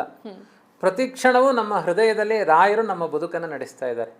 ಯಾಕೆಂದರೆ ನಮ್ಮ ತಂದೆ ಆಗಿರ್ಬೋದು, ನಮ್ಮ ಕುಲದವರಾಗಿರ್ಬೋದು, ಪ್ರತಿಯೊಬ್ಬರೂ ಕೂಡ ಮನೆಯಲ್ಲಿ ಒಂದು ಮಗು ಇದೆ ಅಂದರೆ ಒಂದು ರಾಘವೇಂದ್ರ ಅಂತ ಯಾರಿಗಾದರೂ ಹೆಸರಿಡಬೇಕು, ನನ್ನ ಮಗನಿಗೆ ರಾಘವ ಅಂತ. ಆ ಥರ ಒಂದು ಆ ರಾಯರ ಭಾವದಲ್ಲಿಯೇ ನಮ್ಮ ಬದುಕು ಅದು ಜೋಡಿಸಿಕೊಂಡು ಹೋಗ್ತಾ ಇರುತ್ತೆ. ಅಮ್ಮನನ್ನು ಬಿಟ್ಟು ತಾಯಿ ಇರೋದಿಲ್ಲ, ಆಯಿತಾ. ಮೊದಲು ತಾಯಿಗೆ ಒಂದು ಸಣ್ಣ ದೃಷ್ಟಾಂತ ಹೇಳ್ತೇನೆ, ನನಗೆ ಯಾವಾಗಲೂ ಇದು ಮನಸ್ಸಿಗೆ ಬರ್ತಾ ಇರುತ್ತೆ. ಮಾರ್ಕೆಟಿಗೆ ಬರಬೇಕು ಅಂತ ಮಗು ಅಪೇಕ್ಷೆ ಪಡುತ್ತೆ ಅಮ್ಮನ ಜೊತೆಗೆ. ಅಮ್ಮನಿಗೆ ಕಿರಿಕಿರಿ ಆಗುತ್ತೆ, ಯಾಕೆಂದರೆ ಮಗುವಿನ ಆಸೆ ಬೇರೆ, ಅಮ್ಮನ ಅಪೇಕ್ಷೆ ಬೇರೆ. ಈ ಗಲಾಟೆಯಲ್ಲಿ ಮಗು ಏನೋ ಬಯಸುತ್ತೆ, ಅಮ್ಮ ಏನೋ ಬಯಸ್ತಾಳೆ, ಮಾರ್ಕೆಟಲ್ಲಿ ಇಬ್ಬರು ಕೈ ತಪ್ಪಿಸ್ಕೊಂಡು ಬಿಡ್ತಾರೆ. ಆ ಮಗು ತುಂಬ ಹಠ ಮಾಡಿರುತ್ತೆ, ಅಮ್ಮ ನನಗೆ ವಿಮಾನ ಕೊಡಿಸು, ಅಮ್ಮ ನನಗೆ ಚಾಕ್ಲೇಟ್ ಕೊಡಿಸು, ಅಮ್ಮ ನನಗೆ ಅದನ್ನು ಕೊಡಿಸು, ಹಣ್ಣು ಕೊಡಿಸು. ಈಗ ಆ ಮಗು ತಪ್ಪು ಹೋಗಿದೆ, ಒಬ್ಬ ಪೊಲೀಸ್ ಹಿಡ್ಕೊಳ್ತಾನೆ ಆ ಮಗುವನ್ನು. ಅವಾಗ ಮಗು ಏನು ಹೇಳುತ್ತೆ ಅಂದರೆ ನನಗೆ ಅಮ್ಮ ಬೇಕು ಅನ್ನುತ್ತೆ. ಪೊಲೀಸ್ ಹೇಳ್ತಾನೆ ಆ ವಿಮಾನ ಕೊಡಿಸ್ತೀನಿ ನಿನಗೆ, ಅಮ್ಮ ಸಿಗ್ತಾಳೆ. ನನಗೆ ವಿಮಾನ ಬೇಡ, ಅಮ್ಮ ಬೇಕು. ನನಗೆ 1000 ವಿಮಾನ ಕೊಟ್ಟರು ವಿಮಾನ ಬೇಡ, ನನಗೆ ಅಮ್ಮನೇ ಬೇಕು ಅಂತ. ಹಾಗೆ ನಮ್ಮ ಪಾಲಿಗೆ ರಾಯರೇ ಬೇಕು. ನಮಗೆಲ್ಲ ಸರ್ವಸ್ವ ರಾಯರು, ಅವರಿಲ್ಲದೆ ನಮ್ಮ ಬದುಕಿಲ್ಲ, ರಾಯರೇ ಬೇಕು ನಮಗೆ. ರಾಘವೇಂದ್ರ ಸ್ವಾಮಿಗಳ ಬಗ್ಗೆ ಇಷ್ಟೊತ್ತು ಸಮಯ ಕೊಟ್ಟು ಇಷ್ಟೆಲ್ಲ ವಿಚಾರಗಳನ್ನು ನಮಗೆ ತಿಳಿಸ್ಕೊಟ್ಟೋದಕ್ಕೆ ತುಂಬ ತುಂಬ ತುಂಬ ಧನ್ಯವಾದಗಳು ನಿಮಗೆ. ಹಾಗೆ ತಾವು ಕೂಡ ಮೈಸೂರಿನಲ್ಲಿ ಗುರುಕುಲ ಅಂದ ತಕ್ಷಣ ಅದು ಗಂಡು ಮಕ್ಕಳಿಗೆ ಅನ್ನೋವಂಥದ್ದು ಒಂದು ವಾಡಿಕೆ ಥರ ಆಗಿಬಿಟ್ಟಿದೆ. ಹೆಣ್ಣು ಮಕ್ಕಳಿಗೆ ಗುರುಕುಲ ನಡೆಸ್ತೀರಿ, ದಯವಿಟ್ಟು ಅದ್ರ ಬಗ್ಗೆ ತಿಳಿಸ್ಕೊಡಿ ನಮಗೆ. ಒಂದು ಲಾಕ್ಡೌನ್ ಪ್ರಸಂಗದಲ್ಲಿ ತುಂಬ ಜನ ನಮ್ಮ ಬ್ರಾಹ್ಮಣ ಕಮ್ಯುನಿಟಿಯ ಹೆಣ್ಮಕ್ಕಳಿಗೆ ಅಧ್ಯಯನಕ್ಕೆ ತುಂಬ ಸಮಸ್ಯೆಗಳಾಯಿತು. ಅದರಲ್ಲಿಯೂ ಎಷ್ಟೋ ಜನ ವೈದಿಕ ಹೆಣ್ಮಕ್ಕಳಿದ್ದಾರೆ, ಅವರಿಗೆ ಅಧ್ಯಯನದ ವ್ಯವಸ್ಥೆಗಳಿಲ್ಲ. ಕೆಲವು ಕಡೆ ಉಡುಪಿಯ ಪ್ರಾಂತ್ಯ, ಆಂಧ್ರದ ಪ್ರಾಂತ್ಯಗಳೆಲ್ಲ ಹಳ್ಳಿಯ ಮನೆಗಳು, ಆ 4-4 ಕಿಲೋಮೀಟರ್ ನಡೆದು ಹೋಗುವಂತಹ ವ್ಯವಸ್ಥೆಗಳು. ಅದಕ್ಕೆ ಎಷ್ಟೋ ಜನ ನೀವು ಸಿಟಿಯಲ್ಲಿ ಇದ್ದೀರಲ್ಲ, ಮನೆಯಲ್ಲೇ ಒಂದಷ್ಟು ಜನ ಪಾಠ ಹೇಳಿ, ನಮಗೆ ಸರ್ಟಿಫಿಕೇಟ್ ಬೇಡ, ಏನೂ ಬೇಡ, ನಮಗೆ ಒಂದು ಶಿಕ್ಷಣ ಸಿಕ್ಕರೆ ಸಾಕು ಅಂತ ಕೇಳಿಕೊಂಡ್ರು. ದೇವರು ನಮಗೆ, ರಾಯರು ನಮಗೆ ನೆರಳು ಕೊಟ್ಟಿದ್ದಾರೆ, ರಾಜರ ಅನುಗ್ರಹ ಇದೆ. ಹಾಗಾಗಿ ಯಥಾಶಕ್ತಿ ಮಾಡೋಣ ಅಂತ ಅದಕ್ಕೆಲ್ಲ ಸಹಧರ್ಮಚಾರಿಣಿಯಾಗಿ ನಮ್ಮ ಶ್ರೀಮತಿಯವರದೇ ಹೆಚ್ಚಿನ ಪಾತ್ರ, ನಮ್ಮದು ಸಹಕಾರ ಅಷ್ಟೇ. ಹಾಗಾಗಿ ಅವಳ ಉತ್ಸಾಹದಿಂದ ಆರಂಭ ಆಯಿತು. ಇವತ್ತು ಒಂದು 25 ಜನ ಹೆಣ್ಮಕ್ಕಳು ಆ ಗುರುಕುಲದಲ್ಲಿ ಶಿಕ್ಷಣವನ್ನು ಪಡಿತಾ ಇದ್ದಾರೆ. ನಾನೊಂದು ಸಮಾಜಕ್ಕೆ ಇವತ್ತೆಲ್ಲ ಎಲ್ಲರೂ ಈ ಗುರುಕುಲ ಪದ್ಧತಿಯನ್ನು ತರಬೇಕು. ಯಾಕೆಂದರೆ ನಮ್ಮ ಸಂಸ್ಕಾರಗಳೆಲ್ಲ ಹಿಂದೂ ಧರ್ಮದಲ್ಲಿ ತುಂಬ ಇದೆ. ಇವತ್ತಿನ ಶಾಲಾ ಕಾಲೇಜುಗಳಿಗೆ ಕಳಿಸ್ತೇವೆ, ಅದರಲ್ಲಿ ಪೂರ್ಣ ಸಂಸ್ಕಾರಗಳನ್ನು ಕೊಡಲಿಕ್ಕೆ ಸಾಧ್ಯ ಆಗ್ತಾ ಇಲ್ಲ. ಯಾಕೆಂದರೆ ಈಗ ಕಾಂಪಿಟೇಷನ್ ಯುಗದಲ್ಲಿ ಇಷ್ಟು % ಪಡ್ಕೊಳ್ಬೇಕು ಅನ್ನೋದೇ ತುಂಬ ಆತುರತೆಯಲ್ಲಿರ್ತಾರೆ. ಆದರೆ ನಮ್ಮ ಮಕ್ಕಳಿಗೆ ಲೌಕಿಕ ಶಿಕ್ಷಣ, ಧಾರ್ಮಿಕ ಶಿಕ್ಷಣ ಎರಡನ್ನೂ ಕೊಡ್ತಾ ಇದ್ದೇವೆ. ನಮ್ಮ ಮಕ್ಕಳೆಲ್ಲ ಅವರಿಗೆ 5 ಪೈಸಾ ಫೀಸ್ ಕಟ್ಟಿ ಶಾಲೆಗೆ ಕಳಿಸಿಲ್ಲ. ಆದರೆ ಶಾಲೆಯಲ್ಲಿ ಎಕ್ಸಾಮ್ ಕಟ್ಟಿದಾಗ 93, 94, 90 ಇಂಥ % ಪಡೆದು ಇನ್ನು ನಮ್ಮ ರಾಮಾಯಣ ಮಹಾಭಾರತಗಳ ಅಧ್ಯಯನದಲ್ಲಿಯೂ ಕೂಡ ಮುಂಚೂಣಿಯಲ್ಲಿದ್ದಾರೆ. ಇಷ್ಟು ಶಕ್ತಿ ಹೆಣ್ಮಕ್ಕಳಿಗಿದೆ. ಬಹುತೇಕ ಹೆಣ್ಮಕ್ಕಳಿಗಿರುವಷ್ಟು ಬುದ್ಧಿ ಮತ್ತೆ ಪುರುಷರಿಗಿಲ್ಲ. ಇವ್ರದ್ದು ದೇಹದಲ್ಲಿ ಬಲ, ಅವರಿಗೆ ಬುದ್ಧಿಯಲ್ಲಿ ಬಲ. ಹಾಗಾಗಿ ಅದಕ್ಕೊಂದು ಪೋಷಕವಾದ ಅಂಶವಾಗಿ ಗುರುಕುಲಗಳ ಪದ್ಧತಿ ಹೆಣ್ಮಕ್ಕಳಿಗೂ. ಆದರೆ ನಮ್ಮ ಸನಾತನ ಧರ್ಮ ತುಂಬ ಉತ್ಸಾಹದಲ್ಲಿ, ಒಂದು ಹೆಣ್ಣು ಮನೆಯನ್ನು ಬೆಳಗಿದರೆ ಅದು ತುಂಬ ದೊಡ್ಡ ನಂದಾದೀಪವಾಗಿ 10 ಜನಗಳಿಗೆ ಅದರ ಸಂಸ್ಕಾರ ಸಂಜೀವಿನಿ ಆಗುತ್ತೆ. ಆ ದೃಷ್ಟಿಯಿಂದ ಇಂಥ ಒಂದು ಪ್ರಯತ್ನವನ್ನು ನಾವು ರಾಯರ ಕೃಪೆಯಿಂದಲೇ, ನಮ್ಮ ಗುರುಕುಲ ನಡೀತಾ ಇರೋದು ರಾಯರ ಅನುಗ್ರಹದಿಂದಲೇ ಆ ದೃಷ್ಟಿಯಿಂದ ನಡೀತಾ ಇದೆ. ನಮ್ಮ ಗುರುಗಳು ವಿಶ್ವೇಶ ತೀರ್ಥರು, ಅವರ ಕನಸಿತ್ತು ಹೀಗೆ ಮಾಡಬೇಕು ಅಂತ, ನಮಗೆ ಆದೇಶಗಳಿತ್ತು, ಅದಕ್ಕೆ ಅನುಗುಣವಾಗಿ ನಡೀತಾ ಇದೆ. ಇವತ್ತು ಏನಾಗಿದೆ ಅಂದರೆ ಎಲ್ಲ ಮಠದವರು ಕೂಡ, ಅಂದರೆ ರಾಘವೇಂದ್ರ ಮಠದ ಅನುಗ್ರಹದಿಂದಲೇ ಇದು ನಡೀತಾ ಇದೆ, ವಿಶ್ವೇಶ ತೀರ್ಥರ ಅನುಗ್ರಹದಿಂದ. ಜೊತೆಗೆ